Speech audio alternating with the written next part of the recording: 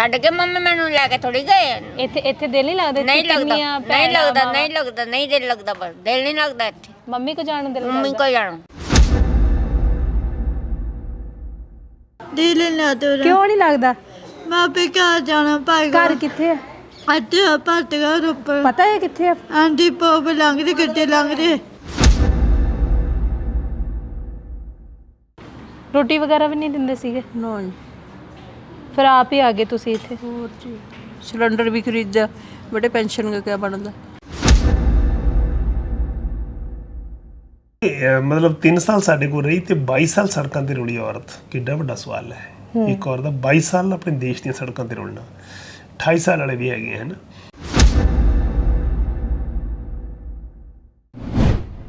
ਸਤਿ ਸ਼੍ਰੀ ਅਕਾਲ, ਮੈਂ ਹਾਂ ਤੁਹਾਡੇ ਨਾਲ ਜਸਪ੍ਰੀਤ। ਅੱਜ ਦੀਵਾਲੀ ਦੇ ਮੌਕੇ ਤੇ ਅਸੀਂ ਪਹੁੰਚੇ ਹੋਏ ਹਾਂ ਪ੍ਰਭ ਆਸਰਾ, ਨਿਰਾਸਰਿਆਂ ਦਾ ਘਰ, ਜਿੱਥੇ ਉਹ ਲੋਕ ਰਹਿੰਦੇ ਨੇ ਜਿਨ੍ਹਾਂ ਦਾ ਕੋਈ ਆਸਰਾ ਨਹੀਂ, ਬੇਸਹਾਰਾ ਲੋਕ ਨੇ।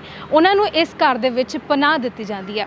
ਅੱਜ ਦੀਵਾਲੀ ਦੇ ਮੌਕੇ ਤੇ ਉਹਨਾਂ ਦੇ ਨਾਲ ਗੱਲਾਂ ਬਾਤਾਂ ਕਰਾਂਗੇ, ਸਮਾਂ ਬਿਤਾਵਾਂਗੇ। ਨਾਲ ਹੀ ਇੱਥੋਂ ਦੇ ਫਾਊਂਡਰ ਸਰਦਾਰ ਸ਼ਮਸ਼ੇਰ ਸਿੰਘ ਦੇ ਨਾਲ ਵੀ ਗੱਲਬਾਤ ਕਰਦੇ ਹਾਂ। ਆਓ ਚੱਲਦੇ ਹਾਂ। ਕੀ ਨਾਮ ਹੈ ਮਾਤਾ ਜੀ? ਮੁਖਰਾਜ ਕੌਰ। ਕਿੱਥੋਂ ਦੇ ਰਹਿਣ ਵਾਲੇ ਹੋ? ਪਰਿਵਾਰ ਕਿੱਥੇ ਰਹਿੰਦਾ ਹੈ? ਅਸੀਂ ਚਮਕੌਰ ਸਾਹਿਬ ਦੇ ਜੀ। ਚਮਕੌਰ ਸਾਹਿਬ ਦੇ। ਇੱਥੇ ਕਿੰਨਾ ਟਾਈਮ ਹੋ ਗਿਆ ਤੁਹਾਨੂੰ ਰਹਿੰਦੇ? ਪਿਛਲੇ ਸਾਲ ਆਈ ਸੀ ਮੈਂ। ਪਿਛਲੇ ਸਾਲ ਆਏ ਸੀ? ਹਾਂਜੀ। ਕਿੱਦਾਂ ਇੱਥੇ ਪਹੁੰਚੇ ਸੀਗੇ? ਮੈਂ ਇਕੱਲੀ ਆ ਗਈ ਸੀ ਜੀ। ਆਪੇ ਆ ਗਏ ਸੀ? ਹਾਂਜੀ। ਕਾਰਨ ਕੀ ਰਿਹਾ? ਬਸ ਜੀ, ਘਰ ਕਿਸੇ ਨੇ ਸੰਭਿਆ ਨਹੀਂ, ਮੈਂ ਆ ਗਈ ਬਿਮਾਰ। ਅੱਛਾ। ਫਿਰ ਮੈਂ ਇੱਥੇ ਆ ਗਈ। ਵੀਰ ਜੀ ਨੂੰ ਕਿਹਾ, ਮੈਂ ਕਿ ਵੀਰ ਜੀ ਮੈਨੂੰ ਰੱਖੋ। ਵੀਰ ਜੀ ਕਹਿੰਦੇ ਵੀ ਤੁਸੀਂ ਤੁਰਦੇ ਫਿਰਦੇ ਆ। ਮੈਂ ਕਿਹਾ ਵੀ ਨਹੀਂ, ਬਹੁਤ ਮਾਲੀ ਹਾਲਤ ਖਰਾਬ ਹੈ ਮੇਰੀ। ਫਿਰ ਮੈਂ ਇੱਥੇ ਕੀ ਹੋ ਗਿਆ ਸੀਗਾ? ਮੇਰੀ ਖਾਰਸ਼ ਵਗੈਰਾ ਹੋਈ ਵੀ ਸੀ, ਬਹੁਤ ਬੁਰਾ ਹਾਲਤ, ਕੋਈ ਆਰਾਮ ਨਹੀਂ ਥਾ ਆਉਂਦਾ। ਇੱਥੇ ਆਰਾਮ ਆ ਗਿਆ। ਪਰਿਵਾਰ 'ਚ ਹੈਗਾ ਕੌਣ ਕੌਣ ਹੈ? ਇੱਕ ਲੜਕਾ, ਇੱਕ ਲੜਕੀ। ਲੜਕੀ ਅਮਰੀਕਾ 'ਚ ਹੈ। ਕੁੜੀ ਅਮਰੀਕਾ? ਹਾਂਜੀ। ਤੇ ਪੁੱਤ ਕੀ ਕਰਦਾ? ਲੜਕਾ ਆਪਣੀ ਛਾਲੀ ਦੇ ਘਰ ਰਹਿੰਦਾ। ਤੇ ਸਾਂਭਿਆ ਨਹੀਂ ਉਹਨਾਂ ਨੇ? ਨਹੀਂ। ਰੋਟੀ ਵਗੈਰਾ ਵੀ ਨਹੀਂ ਦਿੰਦੇ ਸੀਗੇ? ਨਾ ਜੀ। ਫਿਰ ਆਪ ਹੀ ਆ ਗਏ ਤੁਸੀਂ ਇੱਥੇ? ਹੋਰ ਜੀ, ਸਿਲੰਡਰ ਵੀ ਖਰੀਦਿਆ, ਬੜੇ ਪੈਨਸ਼ਨ ਦਾ ਕਿਆ ਬਣਦਾ। ਕੋਸ਼ਿਸ਼ ਕੀਤੀ ਸੀ ਮਤਲਬ ਆਪ ਰਹਿਣ ਦੀ, ਇਕੱਲਿਆਂ ਰਹਿਣ ਦੀ? ਹਾਂਜੀ। ਬਟ ਸਰਿਆ ਬਣਿਆ ਨਹੀਂ?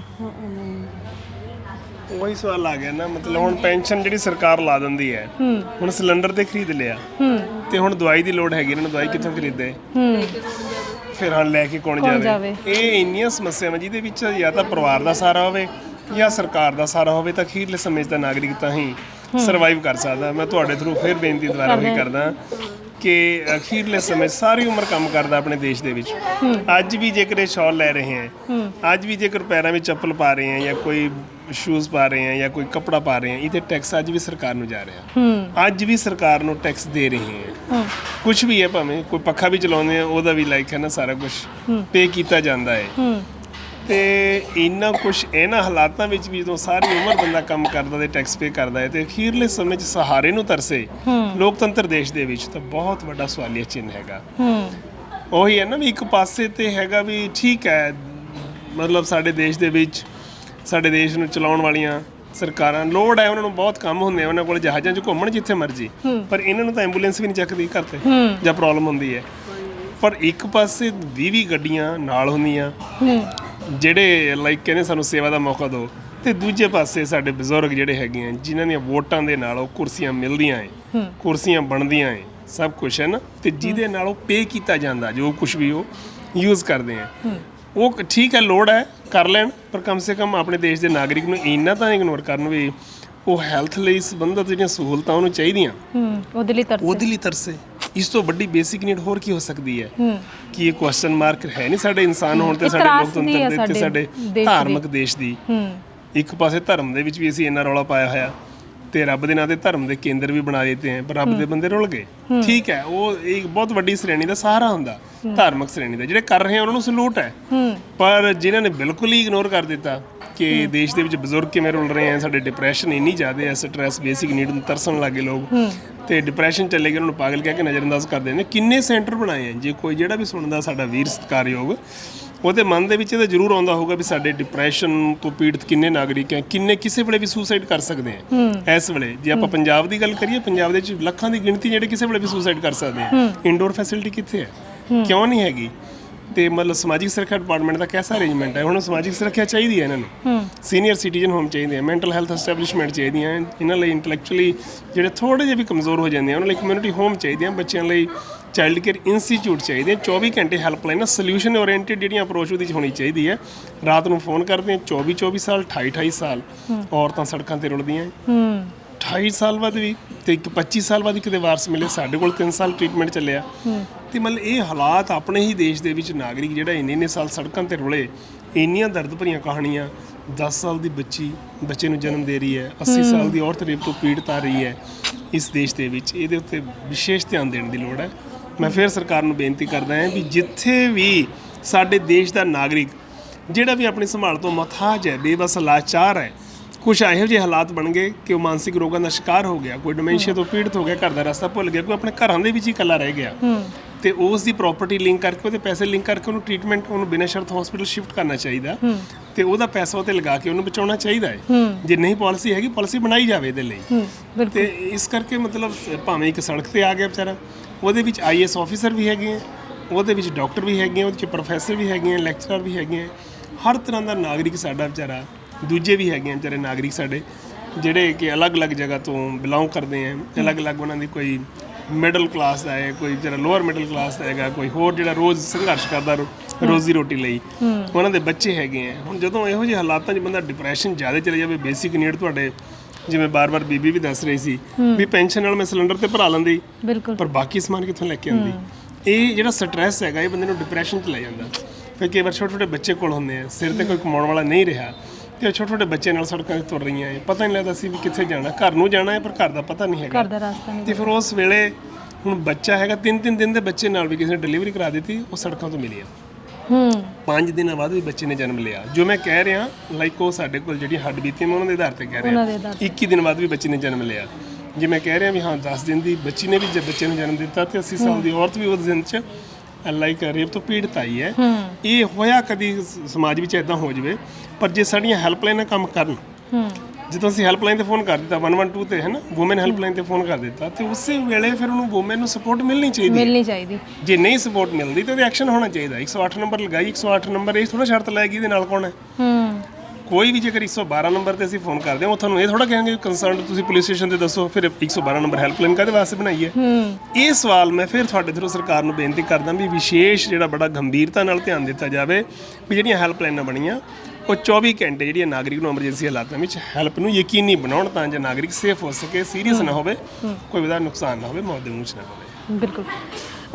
ਮਾਤਾ ਜੀ ਕਾਫੀ ਟਾਈਮ ਹੋ ਗਿਆ ਘਰ ਤੋਂ ਦੂਰ, ਹੈ ਨਾ? ਹਾਂਜੀ। ਯਾਦ ਆਉਂਦੀ ਹੈ ਘਰਦਿਆਂ ਦੀ? ਦਿਲ ਕਰਦਾ ਜਾਣ ਨੂੰ? ਕਿਆ ਕਰੀਏ ਜੀ, ਕਿਆ ਕਰੂੰਗੇ ਘਰ ਜਾ ਕੇ ਜੇ ਕਿਸੇ ਨੇ ਸਾਂਭਣਾ ਹੀ ਨਹੀਂ। ਹੁਣ ਇੱਥੇ ਦਿਲ ਲੱਗ ਗਿਆ? ਹਾਂਜੀ ਲੱਗਿਆ। ਇਸ ਘਰ ਨੂੰ ਜ਼ਿਆਦਾ ਪਹਿਲ ਦਿੰਦੇ ਹੋ, ਇੱਥੇ ਰਹਿਣਾ ਜ਼ਿਆਦਾ ਪਸੰਦ ਕਰਦੇ ਹੋ ਵੀ ਹੁਣ ਦਿਲ ਨਹੀਂ ਕਰਦਾ ਵਾਪਸ ਜਾਣ ਨੂੰ? ਆਪਣੀ ਸਫਾਈ ਵਗੈਰਾ ਸਾਰਾ ਕੁਝ ਕਰਦੇ ਹਾਂ, ਸਾਰਾ ਆਪਣਾ। ਦਿਨ ਤਿਉਹਾਰ ਜਦੋਂ ਆਉਂਦਾ ਹੈ ਫਿਰ ਸਾਰੇ ਇਹੀ ਸੋਚਦੇ ਨੇ ਕਿ ਆਪਣੇ ਪਰਿਵਾਰ ਦੇ ਨਾਲ ਅਸੀਂ ਜੁੜੀਏ, ਤੇ ਫਿਰ ਕਰੀਏ ਗਿਆ ਜੀ, ਕਰਕੇ ਆ ਸਕਦੇ ਹਾਂ ਜੇ ਤੁਹਾਡੇ ਕੋਲ ਕਰਨ ਵਾਲਾ ਹੈ ਉਹ ਨਹੀਂ, ਸੇਵਾ ਕਰਨ ਵਾਲਾ ਕੋਈ ਹੈ ਉਹ ਨਹੀਂ। ਇਸ ਦੀਵਾਲੀ ਤੇ ਕੋਈ ਖੁਆਇਸ਼ ਹੋਵੇ? ਬਸ ਬੇਟੇ ਠੀਕ ਠਾਕ, ਵੀਰ ਜੀ ਨੇ ਆਪੇ ਦੇ ਦੇਣਾ, ਸਾਨੂੰ ਜਰ ਦੇ ਦਿੰਦੇ। ਅਸੀਂ ਤਾਂ ਧੰਨਵਾਦ ਕਰਦੇ ਹਾਂ ਬਹੁਤ ਵਿਚਾਰਿਆਂ ਦਾ, ਜਿਨ੍ਹਾਂ ਨੇ ਸਾਨੂੰ ਰੱਖਿਆ ਹੋਇਆ ਇੱਥੇ। ਅੱਛਾ, ਇਹ ਜਾਣਨਾ ਚਾਹੁੰਦੇ ਸੀ, ਕਹਿੰਦੇ ਵੀ ਕੀ ਗੱਲ ਮਾਤਾ ਜੀ ਤਾਂ ਬੜੇ ਸਿਆਣੇ ਐ ਵੀ ਇੱਥੇ ਕਿੱਦਾਂ ਆ ਗਏ? ਮੈਂ ਕਿਹਾ ਵੀ ਥੋੜਾ ਜਿਹਾ ਵੀ ਹੁਣ ਤਾਂ ਬਹੁਤ ਇੰਪਰੂਵ ਹੋ ਗਏ, ਪਰ ਘਰ ਦੇ ਵਿੱਚ ਹੁਣ ਮਾਹੌਲ ਤੁਹਾਨੂੰ ਕਿੱਦਾਂ ਲੱਗਦਾ ਵੀ ਇਸ ਵੇਲੇ ਕੋਈ ਬੇਟਾ ਸਾਰ ਲੈ ਲੇਗਾ? ਨਾ ਜੀ, ਬੇਟੇ ਨੇ ਸਾਰੂਗਾ ਹੀ। ਦੇਖੋ ਆ ਲਿਆ ਕਿਧਰ ਉਧਰ ਲੈਣ ਮੁੜਕਾ ਆਏ ਨਹੀਂ ਹੈਗੇ। ਦੇਖੀ ਜ਼ਿੰਮੇਵਾਰੀ ਲੈਣ ਦੀ ਲੱਗਦਾ ਨਹੀਂ ਤੁਹਾਨੂੰ ਵੀ ਜ਼ਿੰਮੇਵਾਰੀ ਲੈ ਨਹੀਂ ਸਕਦਾ? ਲਊਗਾ ਤਾਂ ਹੈ ਲੈ ਲੂਗਾ, ਪ੍ਰਾਹੁਣਾ ਪਿਆ ਲਵਾ ਹੈ, ਜਵਾਈ ਲੈ ਲੂਗਾ। ਜਵਾਈ ਲੈ ਸਕਦਾ ਹੈ? ਨਹੀਂ ਲੜਦਾ ਨਹੀਂ ਉਹ ਆਇਆ ਕਿਉਂ ਨਹੀਂ ਫਿਰ ਇੰਨੀ ਵਾਰ ਬੁਲਾਉਣ ਤੋਂ? ਬਾਹਰ ਗਿਆ ਵਾ ਜੀ। ਹੈ ਬਾਹਰ ਗਿਆ ਵਾ। ਕੁੜੀ ਨੇ ਵੀ ਨਹੀਂ ਬਾਅਦ ਦੇ ਵਿੱਚ ਫਿਰ ਦੱਸਿਆ? ਹਾਂਜੀ ਹਾਂਜੀ।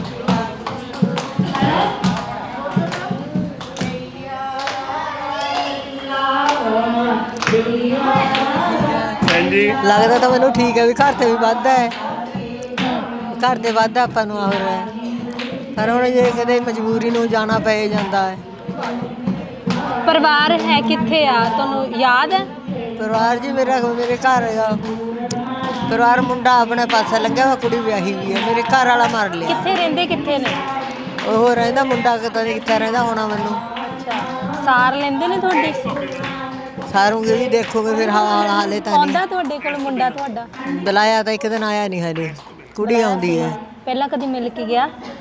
ਜਦ ਤੱਕ ਘਰੇ ਤਾਂ ਅੱਛਾ, ਕੁੜੀ ਮਿਲਦੀ ਹੈ। ਆਊਗਾ ਹੁਣ ਇਸ ਵਾਰ? ਤੁਸੀਂ ਬੁਲਾਇਆ ਹੈ? ਹਾਲੇ ਉਹਨੇ ਨਹੀਂ ਕਰਿਆ ਖਨੀ ਇਹਨਾਂ ਨੇ। ਗੱਲ ਹੋਈ ਤੁਹਾਡੀ ਉਹਨਾਂ ਨਾਲ? ਨਹੀਂ ਜੀ ਮੇਰੀ ਨਹੀਂ ਗੱਲ ਹੋਈ। ਅੱਛਾ, ਦਿਲ ਕਰਦਾ ਗੱਲ ਕਰਨ ਨੂੰ? ਐ ਤਾਂ ਨਹੀਂ ਹੁੰਦਾ ਹੀ ਵੀ ਮਾੜਾ ਮੋਟਾ ਕਰਦਾ। ਇਸ ਵਕਤ ਤੁਹਾਨੂੰ ਦੇਖਦੇ ਹੋਣਗੇ, ਹਾਂਜੀ। ਕਹੋਗੇ ਉਹਨਾਂ ਨੂੰ ਕੁਝ? ਕੀ ਕਹਿਣਾ ਚਾਹੁੰਦੇ ਹੋ ਆਪਣੇ ਪੁੱਤ ਨੂੰ ਕੀ ਕਹਿਣਾ ਚਾਹੁੰਦੇ ਵੀ ਮੈਨੂੰ ਮਿਲੇ? ਵੀ ਮੈਂ ਜੇ ਤਾਂ ਮੈਨੂੰ ਤੁਸੀਂ ਰੱਖਣਾ ਸਾਂਭ ਕੇ ਤਾਂ ਮੈਂ ਆ ਸਕਦੀ, ਨਹੀਂ ਮੇਰਾ ਘਰ ਹੈਗਾ, ਮੈਂ ਉੱਥੇ ਬੈਠੀ ਰਹਿਣਾ। ਇੱਥੇ ਦਿਲ ਲੱਗ ਜਾਂਦਾ? ਹਾਂਜੀ ਲੱਗਿਆ ਵਾ। ਅੱਛਾ, ਇਹ ਵੀਰ ਜੀ ਤੁਹਾਨੂੰ ਆ ਕੇ ਰੋਜ਼ ਪੁੱਛਦੇ ਆ, ਗੱਲਾਂ ਕਰਨਾ ਚੰਗਾ ਲੱਗਦਾ, ਹਾਲ ਚਾਲ ਪੁੱਛਦੇ ਨੇ? ਹਾਂਜੀ। ਘਰ ਦੇ ਨਾਲੋਂ ਇੱਥੇ ਜ਼ਿਆਦਾ ਦਿਲ ਲੱਗਦਾ? ਹਾਂਜੀ ਹਾਂ, ਘਰ ਦੇ ਹੁੰਦੇ ਫਿਰ ਡਿੱਕਾ ਹੀ ਨਹੀਂ ਤਾਂ। ਅੱਗੇ ਦੀਵਾਲੀ ਵੀ ਆ ਰਹੀ ਆ। ਹਾਂਜੀ ਦੀਵਾਲੀ ਇੱਥੇ ਕਿੱਦਾਂ ਮਨਾਉਂਦੇ ਹੋ ਦੀਵਾਲੀ? ਵੱਜੀ ਜੀ ਖੜੇ ਬਣਾਉਂਦੇ ਉਹਨਾਂ, ਅਸੀਂ ਵੀ ਬਣਾਉਂਦੇ ਉਕਣੇ। ਤੇ ਇਸ ਵਾਰੀ ਕੀ ਚਾਹੁੰਦੇ ਹੋ ਦੀਵਾਲੀ ਦੇ ਉੱਤੇ? ਕੀ ਬਾਜੀ ਕੀ ਚਾਹਣਾ, ਜਿਹੜਾ ਜਿਹਾ ਬਣਦਾ ਹੁੰਦਾ ਉਹੀ ਹੁੰਦਾ ਹੈਗਾ। ਠੀਕ ਹੈ ਕਰਵਾ। ਹਾਂਜੀ ਦੱਸ ਦਿਓ, ਕੋਈ ਇੱਛਾ ਤਾਂ ਦੱਸ ਦਿਓ ਕੀ ਚਾਹੁੰਦੇ ਆ? ਕੋਈ ਬਰਫੀ ਖਾਣੀ ਹੈ? ਨਾ ਜੀ ਨਾ, ਸਭ ਕੁਝ ਤੁਹਾਡੇ ਦੇ ਮਿਲਦਾ, ਸਭ ਕੁਝ ਮਿਲਦਾ, ਸਭ ਕੁਝ ਮਿਲਦਾ। ਸਭ ਕੁਝ ਮਿਲਦਾ ਤੁਹਾਡੇ ਇੱਥੇ? ਲੱਡੂ ਵੀ ਮਿਲਦੇ, ਬਰਫੀਆਂ ਵੀ ਮਿਲਦੀਆਂ, ਕੋਈ ਸਪੈਸ਼ਲ ਖਾਣਾ ਚਾਹੁੰਦੇ? ਸਭ ਕੁਝ ਮਿਲਦਾ ਜੀ। ਜਿਹੜਾ ਕੰਮ ਮੈਂ ਕਹਿੰਦਾ ਉਹ ਕਰੂ ਪਹਿਲਾਂ। ਹੁਣ ਪੈਨਸ਼ਨ ਯਾਦ ਆ ਰਹੀ ਹੈ ਨਾ? ਪੈਨਸ਼ਨ ਕੱਲ ਅਸੀਂ ਗੱਲ ਕਰ ਰਹੇ ਸੀ, ਮੈਂ ਕਿਹਾ ਵੀ ਪੈਨਸ਼ਨ ਫਿਰ ਆਪਾਂ ਲਿਆ ਕੇ ਰੱਖੂਗੇ ਕਿੱਥੇ? ਬੰਦ ਕਰ ਦੇਣੀ ਹੈ। ਕਹਿੰਦੇ ਪੈਨਸ਼ਨ, ਮੈਨੂੰ ਪੈਨਸ਼ਨ ਲੱਗੀ ਹੋਈ ਹੈ। ਤੇ ਕਹਿੰਦੇ ਜੇ ਨਹੀਂ ਆਈ ਤਾਂ ਬੜੀ ਅਫਸੋਸ ਦੀ ਗੱਲ ਹੈ ਸਾਡੇ, ਵੀ ਸਾਡੇ ਬਜ਼ੁਰਗਾਂ ਦੀਆਂ ਕਿੰਨੀਆਂ ਲੋੜਾਂ ਹੁੰਦੀਆਂ, ਤੇ ਜਦੋਂ ਸਾਡੇ ਕੋਲ ਆਏ ਹੈ ਉਸ ਵੇਲੇ ਮਾਤਾ ਜੀ ਜ਼ਿਆਦਾ ਮਜਬੂਰੀ ਕੀ ਬਣੀ ਸੀ ਭਲਾ? ਮੇਰਾ ਇਹ ਵੀ ਤਾਂ ਪਤਾ ਹੀ ਬਚ ਰਹੂਗੀ। ਉਸ ਵੇਲੇ ਹਾਲਾਤ ਐਸੇ ਬਣ ਗਏ, ਪਿੰਡ ਵਾਲੇ ਨੂੰ ਤਰਸ ਆਉਂਦਾ ਸੀ, ਰੋਟੀ ਦੇ ਜਾਂਦੇ ਸੀ। ਹਾਂ, ਜਾਂ ਕੋਈ ਨਲਾਉਣ ਵਾਲਾ, ਕੱਪੜੇ ਬਦਲਣ ਵਾਲਾ, ਕੋਈ ਖਿਲਾਉਣ ਵਾਲਾ, ਕੋਈ ਐਸਾ ਨਾ ਜੀ ਨਾ ਨਹੀਂ ਸੀ। ਉਹ ਹਾਲਾਤ ਜ਼ਿਆਦਾ ਗੰਭੀਰ ਬਣ ਗਏ। ਫਿਰ ਕਦੋਂ ਦੇ ਇੱਥੇ ਆਏ ਹੋਏ ਨੇ ਤੁਹਾਡੇ ਕੋਲ? ਇਹ ਸਾਡੇ ਕੋਲ ਹੋ ਗਏ ਹੁਣੇ ਲਾਈਕ ਤੀਜਾ ਸਾਲ ਲੱਗ ਗਿਆ, ਪਰ ਉਸ ਵੇਲੇ ਕੋਈ ਚਾਂਸ ਨਹੀਂ ਸੀ, ਬਹੁਤ ਲਾਗੇ ਖੜਿਆ ਨਹੀਂ ਸੀ ਜਾਂਦਾ। ਪਰ ਦੋ ਸਲੂਟ ਹੈ ਉਹਨਾਂ ਬੀਬੀਆਂ ਨੂੰ, ਪਿੰਡ ਦੀਆਂ ਬੀਬੀਆਂ ਨੂੰ, ਜਿਹੜੀਆਂ ਵਿਚਾਰੀਆਂ ਇੱਥੇ ਸਾਡੇ ਕੋਲ ਚੱਕ ਕੇ ਲੈ ਆਈਆਂ।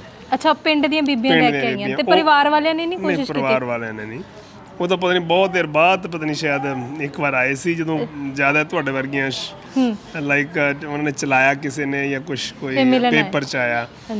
ਫਿਰ ਵੀ ਉਹ ਕੰਡੀਸ਼ਨ ਜਿਹੜੀ ਸੀ ਲਾਈਕ ਉੱਦਾਂ ਦੀ ਕਿ ਅਸੀਂ ਬਿਨਾਂ ਸ਼ਰਤ ਇਹਨਾਂ ਨੂੰ ਸੰਭਾਲਾਂਗੇ ਜਾਂ ਯਕੀਨੀ ਬਣਾਵਾਂਗੇ ਕਿ ਹਾਂ ਇਹਨਾਂ ਨੂੰ ਖਾਣਾ ਪੀਣਾ ਸਾਰਾ ਕੁਛ।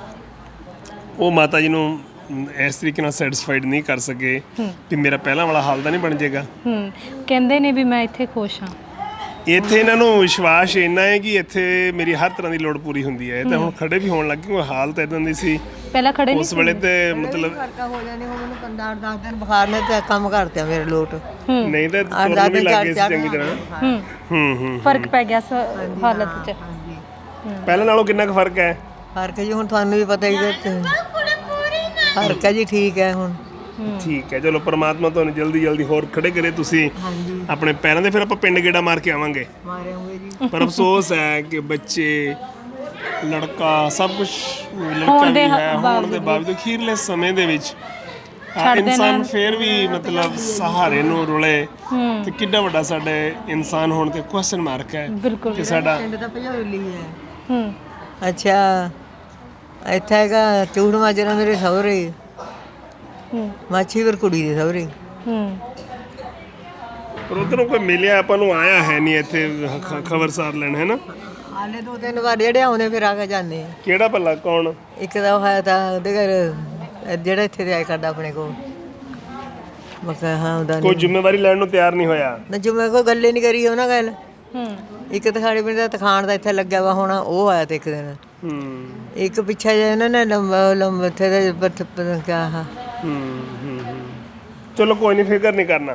ਤੁਹਾਡਾ ਐਡਾ ਵੱਡਾ ਪਰਿਵਾਰ ਹੈ, ਪਰਮਾਤਮਾ ਤੁਹਾਡੇ ਨਾਲ ਹੈ। ਉਹ ਸਾਡੇ ਪਿੰਡ ਦੇ ਆ ਕੇ ਗਏ।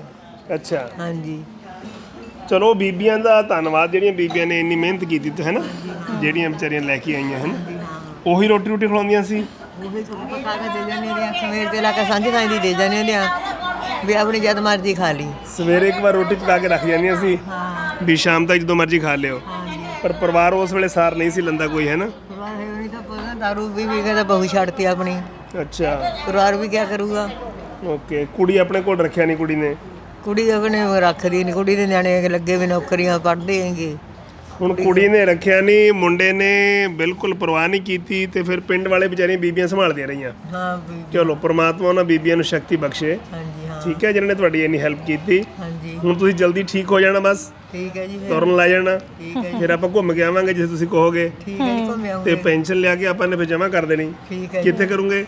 ਜਿੱਥੇ ਤੁਸੀਂ ਤੁਹਾਡੇ ਕੋਲ। ਚਲੋ ਸਰਕਾਰ ਨੂੰ ਅਸੀਂ ਇਹ ਵੀ ਬੇਨਤੀ ਕਰਦੇ ਹਾਂ ਵੀ ਪੈਨਸ਼ਨ ਇੰਨੀ ਕੁ ਤਾਂ ਬਜ਼ੁਰਗਾਂ ਦੀ ਹੋਵੇ ਵੀ ਆਪਣੇ ਘਰਾਂ ਦੇ ਵਿੱਚ ਜੇ ਇਕੱਲੇ ਰਹਿ ਜਾਣ ਤਾਂ ਕਮ ਸੇ ਕਮ ਇਹ ਨਾ ਹੋਵੇ ਵੀ ਇੱਕ ਪੈਨਸ਼ਨ ਨਾਲ ਇੱਕ ਵਾਰ ਸਿਲੰਡਰ ਵੀ ਨਾ ਭਰ ਹੋਵੇ। ਜੇ ਹੁਣ ਸਿਲੰਡਰ ਭਰਵਾ ਲਿਆ ਇਹਨਾਂ ਨੇ ਮਤਲਬ, ਤੇ ਉਸ ਤੋਂ ਬਾਅਦ ਫਿਰ ਸਬਜ਼ੀ ਕਿੱਥੋਂ ਲਿਆਉਣਗੇ? ਬਿਲਕੁਲ। ਪੈਨਸ਼ਨ ਦੇ ਨਾਲ ਤੇ ਇੱਕ ਦਿਨ ਰੋਟੀ ਖਾਣੀ ਬੜੀ ਮੁਸ਼ਕਲ ਹੋਊਗੀ। ਤੇ ਸਰਕਾਰ ਨੂੰ ਬੇਨਤੀ ਹੱਥ ਬੰਨ੍ਹ ਕੇ ਆਪਣੇ ਦੇਸ਼ ਦਾ ਨਾਗਰਿਕ ਜਿਹੜਾ ਹੈਗਾ ਉਸ ਨੂੰ ਪੈਨਸ਼ਨ ਉਸ ਹਿਸਾਬ ਨਾਲ ਡਿਸਾਈਡ ਕੀਤੀ ਜਾਵੇ ਜਿਹਦੇ ਨਾਲ ਉਹ ਵਿਚਾਰਾ ਸਰਵਾਈਵ ਕਰ ਸਕੇ। ਸਰਵਾਈਵ ਕਰ ਸਕਦੇ, ਬਿਲਕੁਲ। ਜੀ ਨਹੀਂ ਲੱਗਦਾ? ਨਹੀਂ ਕਿਉਂ ਨਹੀਂ ਲੱਗਦਾ? ਮੈਂ ਅੱਜ ਜੀ ਲਾ ਤਾ ਰੋਟੀ, ਇੱਥੇ ਜੀ ਨਹੀਂ ਲੱਗਦਾ, ਦਿਲ ਨਹੀਂ ਕਰਦਾ? ਦਿਲ ਲਾ ਤਾ। ਕਿਉਂ ਨਹੀਂ ਲੱਗਦਾ? ਮੈਂ ਆਪੇ ਘਰ ਜਾਣਾ ਪਾਏਗਾ। ਘਰ ਕਿੱਥੇ ਆ? ਇੱਥੇ ਭਰਤਗਾ ਰੋਪੜ। ਪਤਾ ਹੈ ਕਿੱਥੇ ਆ? ਆਂਦੀ ਪੋਪ ਲੰਘਦੇ ਗੱਡੇ ਲੰਘਦੇ। ਅੱਛਾ, ਭਰਾ ਆਇਆ ਕਦੀ ਲੈਣ? ਦੇ ਆਣਾ ਕੱਲ ਨੂੰ ਵਾਲੀ ਨੂੰ। ਅੱਛਾ, ਕੱਲ ਨੂੰ ਆਣਾ ਹੈ ਦੀਵਾਲੀ ਨੂੰ, ਤੇ ਫਿਰ ਜਾਣਾ ਉਹਨਾਂ ਨਾਲ? ਹਾਂਜੀ ਦਿਲ ਕਰਦਾ? ਦਿਲ ਲਾਦਾ। ਗੱਲ ਕੀਤੀ ਸੀ ਉਹਨਾਂ ਨਾਲ? ਖੋਲ ਕੀਤਾ ਨਹੀਂ। ਕੀਤਾ ਨਹੀਂ? ਕੱਲ ਆਉਂਗੇ ਫਿਰ ਤੁਸੀਂ ਚਲੇ ਜਾਇਓ ਉਹਨਾਂ ਦੇ ਨਾਲ। ਹਾਂਜੀ ਇੱਥੇ ਇੱਕ ਵਾਰ ਆਏ ਸੀ ਪਹਿਲਾਂ, ਫਿਰ ਉਹ ਲੈ ਕੇ ਨਹੀਂ ਗਏ ਸੀ, ਕੀ ਕਹਿੰਦੇ ਸੀ?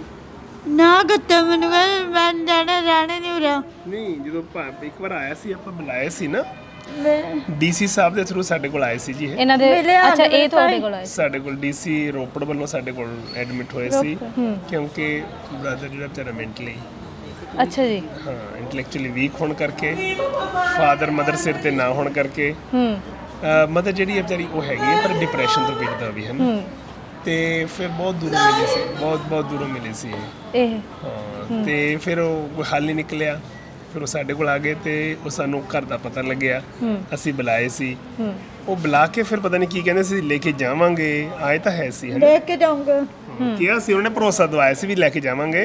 ਹੁਣ ਪ੍ਰਮਾਤਮਾ ਅੱਗੇ ਅਰਦਾਸ ਕਰੋ ਵੀ ਉਹ ਲੈ ਜਾਣ। ਹਾਂਜੀ ਵਾਹਿਗੁਰੂ ਕਹਿੰਦੇ। ਹਾਂ, ਮੈਂ ਗੁਰੂ ਜੀ ਵੀ ਲੈ ਜਾਣ ਹੁਣ। ਠੀਕ ਹੈ। ਠੀਕ ਆ। हम समाज के दिल से पुकार करते हैं, बन चुके अपनी सालत का इजहार करते हैं, हम भी हो चुके हैं बेबस और लाचार, इसलिए आपसे आस करते हैं हमें सहारा दो सुधार और पुनर्वास का, इसलिए हम आपसे फरियाद करते हैं। हम ਤੁਸੀਂ ਕਿੱਥੇ ਲੈ ਜਾ ਰਹੇ ਨੇ? ਸਟਰੋਂਗ ਹੈਗੇ ਆ। Very good, thank you. Thank you. दसो ਚਲੋ ਗਾਣਾ ਕਿਹੜਾ ਸੁਣਾਉਣਾ ਸੀ? गाना रंगे दिल की धड़कन भी आती तो होगी, रंगे दिल की धड़कन भी आती तो होगी, याद मेरी उनको भी आती तो होगी, रंगे दिल की धड़कन भी आती तो होगी, प्यार की खुशबू कहाँ आती थी कलियों में, खो न जाए दिन कहीं रंग रलियों में, रंगे दिल की बस। ਥੱਕ ਗਏ? नहीं तो साह भी लेना पैंदा ना, साह भी लेना पैंदा ना। ਘਰ ਕਿੱਥੇ ਆ? अमृतसर डिस्ट्रिक्ट अमृतसर। ਤੇ ਇੱਥੇ ਕਿੱਦਾਂ ਆਏ? मम्मी छड़ गए। ਮੰਮੀ ਛੱਡ ਗਏ? ਕਿਉਂ ਛੱਡ ਗਏ? मम्मी ਨੂੰ मैं पूछा ही नहीं। ਪੁੱਛਿਆ ਨਹੀਂ? नहीं पूछा। ਇੱਥੇ ਕਿੰਨਾ ਟਾਈਮ ਹੋ ਗਿਆ ਹੈ? मम्मी ने भी मैंने पूछा मैं क्यों चली छड़ के, ਉਹਨਾਂ ਨੇ ਦੱਸਿਆ ਨਹੀਂ ਤੁਹਾਨੂੰ? बस मैं उंदे रोंदी रहनी, ਰੋਂਦੇ ਰਹਿੰਦੇ? रोंदी रहनी। ਕਿਉਂ? ਛੱਡ ਕੇ ਮੰਮੀ ਮੈਨੂੰ ਲੈ ਕੇ ਥੋੜੀ ਗਏ।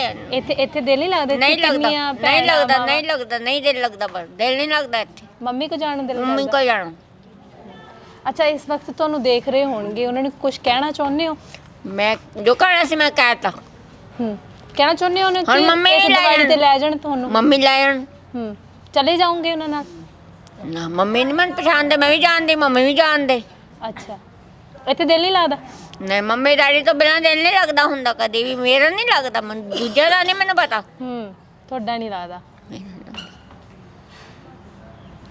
ਤੁਹਾਡਾ ਲੱਗਾ? ਮੇਰਾ ਤਾਂ ਤੁਹਾਡੇ ਸਾਰਿਆਂ ਨਾਲ ਲੱਗ ਗਿਆ। ਤੁਹਾਡਾ ਦਿਲ ਲੱਗ ਗਿਆ? ਮੇਰੇ ਮੰਮੀ ਡੈਡੀ ਤੋਂ ਬਿਨਾਂ ਦਿਲ ਨਹੀਂ ਲੱਗਦਾ ਹੁੰਦਾ। ਅੱਛਾ, ਹੁਣ ਦੀਵਾਲੀ ਆ ਰਹੀ ਹੈ, ਕੁਛ ਜਿਹੜੇ ਵੇਲੇ ਦਿਨ ਆਓਗੇ ਆ ਜਾਾਂਗੇ ਆਪਾਂ ਤੁਹਾਡੇ ਕੋਲ। ਕੁਝ ਸਪੈਸ਼ਲ ਚਾਹੀਦਾ ਤੁਹਾਨੂੰ ਕੁਝ ਦੀਵਾਲੀ ਨਹੀਂ ਚਾਹੀਦਾ। Thank you very much. ਓ ਐਨਕਾਂ ਵਾਲੇ ਵੀ ਆ ਗਏ ਭਾਈ। ਵਾਹਿਗੁਰੂ ਜੀ ਕੀ ਫਤਿਹ। ਤੁਸੀਂ ਕੀ ਕਰਦੇ ਹੋ? ਕੀ ਖੇਡਦੇ ਹੋ? ਦੇਖੋ ਮੈਡਮ ਕਿੱਡੀ ਦੂਰੋਂ ਮਿਲਣ ਆਏ। हेलो। हाल चाल कैसे हो? ठीक हो? ਦੱਸੋ ਕੀ ਕਰਨਾ? ਕਹਿੰਦੇ ਦੀਵਾਲੀ ਤੇ ਕੀ ਕਰਨਾ ਬੱਚਿਆਂ ਨੇ? डांस करना है, डांस करना? ਸ਼ਬਦ ਵੀ ਗਾਣੇ ਹੈ। ਪਲਕ ਨੇ ਕੀ ਕਰਨਾ? ਪਲਕ ਨੇ पलक ने स्कूल चल जाना। ਨਹੀਂ ਸਕੂਲ ਤੇ ਜਾਣਾ। ਆਈ ਨਹੀਂ ਬਣੀ ਹੋਈ। ਕੀ ਕਰਨਾ? कल मैं स्कूल चल जाना। ਕੱਲ ਸਕੂਲ ਜਾਣਾ। ਆਣਾ ਵੀ ਤਾਂ ਹੈਗਾ ਆਪਾਂ ਨੇ ਫਿਰ ਦੀਵਾਲੀ ਨੂੰ। ਦੀਵਾਲੀ ਤੇ ਕੀ ਕਰਨਾ? डांस करना? ਕੀ ਖਾਣਾ गाना ਦੀਵਾਲੀ? सुनाना? पता नहीं। पता नहीं। ਚੱਲ ਸੁਣਾ ਦਿਓ, ਕੁਝ ਵੀ ਸੁਣਾ ਦਿਓ ਤੁਸੀਂ ਫਿਰ। ਸੁਣਾ ਦਿਓ ਸ਼ਾਬਾਸ਼। ਪੋਇਮ ਸੁਣਾ ਦਿਓ ਕੋਈ। Wake up, it's a lovely day. Oh, please get up and come and play. The birds are singing in the trees, and you can hear the buzzing bees. Wake up, it's a lovely day. Oh, please get up and come and play. It's much too late in the bed. So hungry up, you sleeping head. Wash and dress and come on out. Everyone is up and about. The cows, the house, the duck and the sheep. The tin is chicken, chip, chip, chip. Wake up. Thank you. Intelligent ਹੈ ਬਹੁਤ ਪੂਰੀ ਬਹੁਤ। points ਇੱਕ ਨੇ। ਤੁਸੀਂ ਹੋਰ ਗਾ ਰਹੇ ਸੀ ਕੱਲ ਪਰਸੋਂ, ਪੰਜਾਬ ਦਾ ਪਤਾ ਨਹੀਂ ਕੀ ਗਾ ਰਹੇ ਸੀ, ਹੈ ਨਾ? ਕੀ ਗਾ ਰਹੇ ਸੀ ਉਹ? ਬੜਾ ਉੱਚੀ ਉੱਚੀ ਗਾ ਰਹੇ ਸੀ। ਕੀ ਕਹਿੰਦੇ ਸੀ? ਮਨੁੱਖਤਾ ਦਿਲ ਵਿੱਚ ਕਦੇ ਹੈ? ਮਨੁੱਖਤਾ ਵਾਲਾ ਸੀ। ਹਾਂ ਸੁਣਾਇਓ ਕੀ ਹੈ? ਮਨੁੱਖਤਾ ਦਿਲ ਵਿੱਚ ਕਦੀ ਨਾ ਮੁੱਕੇ। ਆਵਨ ਜਾਵਨ ਦੁੱਖ ਤੇ ਸੁਖ। ਜਾਤ ਪਾਤ ਮਜ਼ਹਬਤ ਨਾ ਵੇਖਣ। ਢਿੱਡ ਦੀ ਭੁੱਖ ਨਿਮਦਾ ਰੁੱਖ। ਵਿਸਾ ਆਪਣਾ ਗੁਰੂਆਂ ਦੀ ਬਾਣੀ। ਨਹੀਂ ਕੋਈ ਲੋੜ ਵਸਿੱਤਾ ਦੀ। ਜਿਉਂਦੇ ਜੀ ਅਸੀਂ ਭੁੱਲ ਨਹੀਂ ਸਕਦੇ। ਦੇਣ ਬਜ਼ੁਰਗਾਂ ਦੀ ਤੇ ਤੇਗ ਸ਼ਹੀਦਾਂ ਦੀ। ਹਰੇ ਭਰੇ ਤੇ ਰਹਿਣ ਮਹਿਕਦੇ। ਆਪਣਾ ਪਿੰਡ ਤੇ ਆਪਣਾ ਖੇਤ। ਦੇਣ ਬਜ਼ੁਰਗਾਂ ਦੀ ਆਪਣਾ ਪਿੰਡ ਤੇ ਆਪਣਾ ਖੇਤ। ਵੈਰੀ ਗੁੱਡ ਸ਼ਾਬਾਸ਼। ਕੀ ਨਾਮ ਹੈ?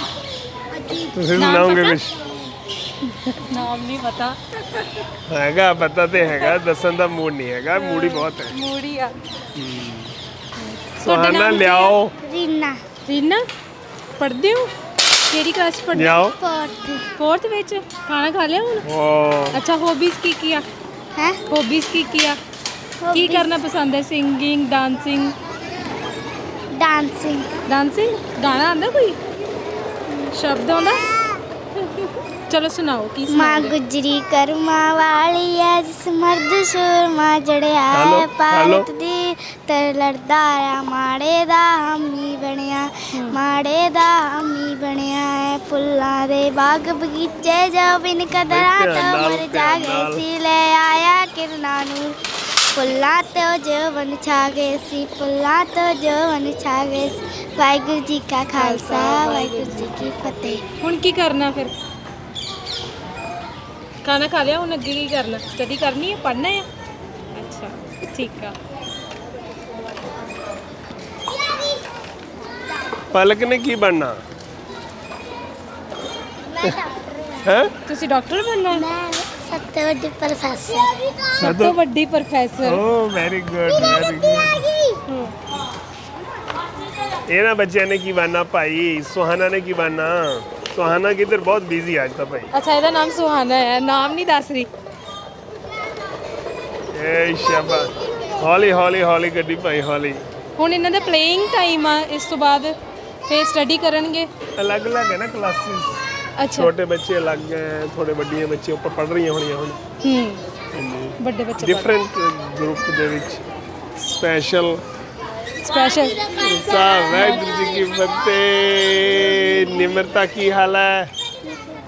ਕੀ ਕਰ ਰਹੇ ਹੈ? ਝੂਲਾ ਝੂਲਦੇ। ਓ ਵੈਰੀ ਗੁੱਡ। ਆਪੇ ਚਲੀ ਜਾਂਦਾ ਝੂਲਾ ਹੈ ਨਾ? ਅੱਛਾ ਇੱਦਾਂ ਮਾਰਿਆ ਸੀ। ਓ very good very good very good very good. ਇੱਥੇ ਦਿਨ ਇੱਥੇ ਹੀ ਰਾਤ ਇਹੀ ਘਰ ਇਹਨਾਂ ਦਾ ਚੱਲਦਾ। ਬਹੁਤ ਛੋਟੇ ਛੋਟੇ ਬੱਚੇ ਵੀ ਹੈਗੇ ਨੇ। ਵਾਰੀ ਵਾਰੀ ਸਿਰ ਵਾਰੀ ਵਾਰੀ ਸਿਰ ਵਾਰੀ ਵਾਰੀ ਸਿਰ। ਇਸ ਵਕਤ ਸਾਡੇ ਨਾਲ ਪ੍ਰਭ ਆਸਰਾ ਦੇ ਫਾਊਂਡਰ ਸਰਦਾਰ ਸ਼ਮਸ਼ੇਰ ਸਿੰਘ ਮੌਜੂਦ ਹੈ, ਜਿਨ੍ਹਾਂ ਨੇ ਕਿੰਨੇ ਹੀ ਬੇਸਹਾਰਾ ਦੀ ਬਾਹ ਫੜੀ, ਉਹਨਾਂ ਨੂੰ ਸਹਾਰਾ ਦਿੱਤਾ। ਉਹਨਾਂ ਦੇ ਨਾਲ ਗੱਲਬਾਤ ਕਰਾਂਗੇ। ਸਾਡੇ ਨਾਲ ਮੌਜੂਦ ਨੇ। ਸਰ, ਬਹੁਤ ਬਹੁਤ ਸਵਾਗਤ ਹੈ। ਤੁਹਾਡਾ ਬਹੁਤ ਬਹੁਤ ਧੰਨਵਾਦ ਜੀ। ਸਮੂਹ ਸਰੋਤਿਆਂ ਨੂੰ ਪ੍ਰੇਮ ਭਰੀ ਸਤਿ ਸ੍ਰੀ ਅਕਾਲ। ਸਰ, ਸਭ ਤੋਂ ਪਹਿਲਾਂ ਬਹੁਤ ਐਪਰੀਸ਼ੀਏਟ ਕਰਦੇ ਹਾਂ ਕਿ ਜਿਹੜਾ ਐਡੇ ਵੱਡੇ ਪੱਧਰ ਤੇ ਤੁਸੀਂ ਇੰਨਾ ਵਧੀਆ ਉਪਰਾਲਾ ਕਰ ਰਹੇ ਹੋ, ਉਹਦੇ ਲਈ ਤੁਹਾਨੂੰ ਦਿਲ ਤੋਂ ਦੁਆਵਾਂ ਨੇ। ਤੇ ਤੁਹਾਡੀਆਂ ਭਾਵਨਾਵਾਂ ਨੂੰ ਮੈਂ ਸਲੂਟ ਕਰਦਾ ਜੀ। ਪਰ ਮੇਰੀ ਫੀਲਿੰਗ ਜਿਹੜੀ ਹੈ ਨਾ, ਉਹ ਬੜੀ ਇੱਕ ਅਲੱਗ ਹੈਗੀ ਹੈ ਕਿ ਜੋ ਅੰਦਰੋਂ ਫੀਲ ਹੁੰਦਾ ਹੈਗਾ ਨਾ, ਜਿਹਨੂੰ ਅਸੀਂ ਕਹਿੰਦੇ ਆ ਵੀ ਆਪਣੇ ਲਾਈਕ ਸੈਲਫ ਰਿਸਪੈਕਟ, ਜੋ ਸੈਲਫ ਦੀ ਆਵਾਜ਼ ਹੈਗੀ ਹੈ ਨਾ, ਆਪਣੇ ਅੰਦਰਲੀ ਆਵਾਜ਼ ਕਹਿ ਲਓ, ਜੀ ਦੀ ਆਵਾਜ਼ ਕਹਿ ਲਓ, ਹੈ ਨਾ, ਆਤਮਾ ਦੀ ਆਵਾਜ਼ ਕਹਿ ਲਓ, ਹੈ ਨਾ, ਜਿਹੋ ਜਿਹੀ ਅੰਦਰੋਂ ਆਵਾਜ਼ ਆਉਂਦੀ ਹੈ ਉਹਨੂੰ ਫੋਲੋ ਕਰਨ ਦੀ ਕੋਸ਼ਿਸ਼, ਬਹੁਤ ਛੋਟੀ ਜਿਹੀ ਕੋਸ਼ਿਸ਼ ਹੈ ਆਪਣੇ ਲਈ, ਆਪਣੇ ਕ੍ਰੀਏਟਰ ਦੀ ਆਵਾਜ਼। ਜਿਵੇਂ ਨਾ ਗੱਡੀ ਦੇ ਵਿੱਚ ਇੰਸਟਰਕਸ਼ਨ ਮੈਨੂਅਲ ਨਾਲ ਹੁੰਦਾ ਨਾ, ਗੱਡੀ ਆਉਂਦੀ ਹੈ, ਐਦਾਂ ਹੀ ਸਾਡੇ ਨਾਲ ਵੀ ਇੱਕ ਅੰਦਰ ਐਸੀ ਆਵਾਜ਼ ਪਾਈ ਹੋਈ ਹੈ ਹਰ ਸਿਚੁਏਸ਼ਨ ਦੀ, ਸਾਨੂੰ ਅੰਦਰੋਂ ਆਉਂਦੀ ਹੈ। ਕਹਿੰਦੇ ਮੇਰੇ ਅੰਦਰੋਂ ਆਵਾਜ਼ ਤੇ ਆਈ ਸੀ। ਮੈਂ ਕਿਹਾ ਫਿਰ ਕੀ ਹੋ ਗਿਆ? ਕਹਿੰਦੇ ਫਿਰ ਇਹ ਕਹਿੰਦੇ ਵੀ ਨਹੀਂ ਇੱਦਾਂ ਕਰਨ ਦੇ ਨਾਲ ਆਪਣਾ ਟਾਈਮ ਵੀ ਬੜਾ ਲੱਗ ਜਾਏਗਾ, ਪਤਾ ਨਹੀਂ ਫਿਰ ਕੁਛ ਹੋਰ ਹੀ ਨਾ ਹੋ ਜਾਏ, ਪਤਾ ਨਹੀਂ ਸਾਨੂੰ ਕੋਈ ਫਿਰ ਲਾਈਕ ਕਿਤੇ ਬੁਲਾ ਕੇ ਕੋਈ ਸਟੇਟਮੈਂਟ ਨਾ ਲੈਣਾ, ਜਿਸ ਕਿਸੇ 'ਚ ਇਨਵੋਲਵ ਨਾ ਹੋ ਜਾਏ ਕਿਸੇ ਕੇਸ ਦੇ ਵਿੱਚ। ਮਤਲਬ ਇੱਕ ਆਵਾਜ਼ ਆਈ ਸੀ, ਜਿਹੜੀ ਅੰਦਰੋਂ ਆਵਾਜ਼ ਆਈ ਸੀ ਵੀ ਇੱਦਾਂ ਲੱਗਦਾ, ਮਤਲਬ ਮੇਰੀ ਫੀਲਿੰਗ ਹੈ ਇਹ ਕਿ ਉਹ ਆਵਾਜ਼ ਹੈਗੀ ਜਿਹਨੇ ਸਾਨੂੰ ਕ੍ਰੀਏਟ ਕੀਤਾ।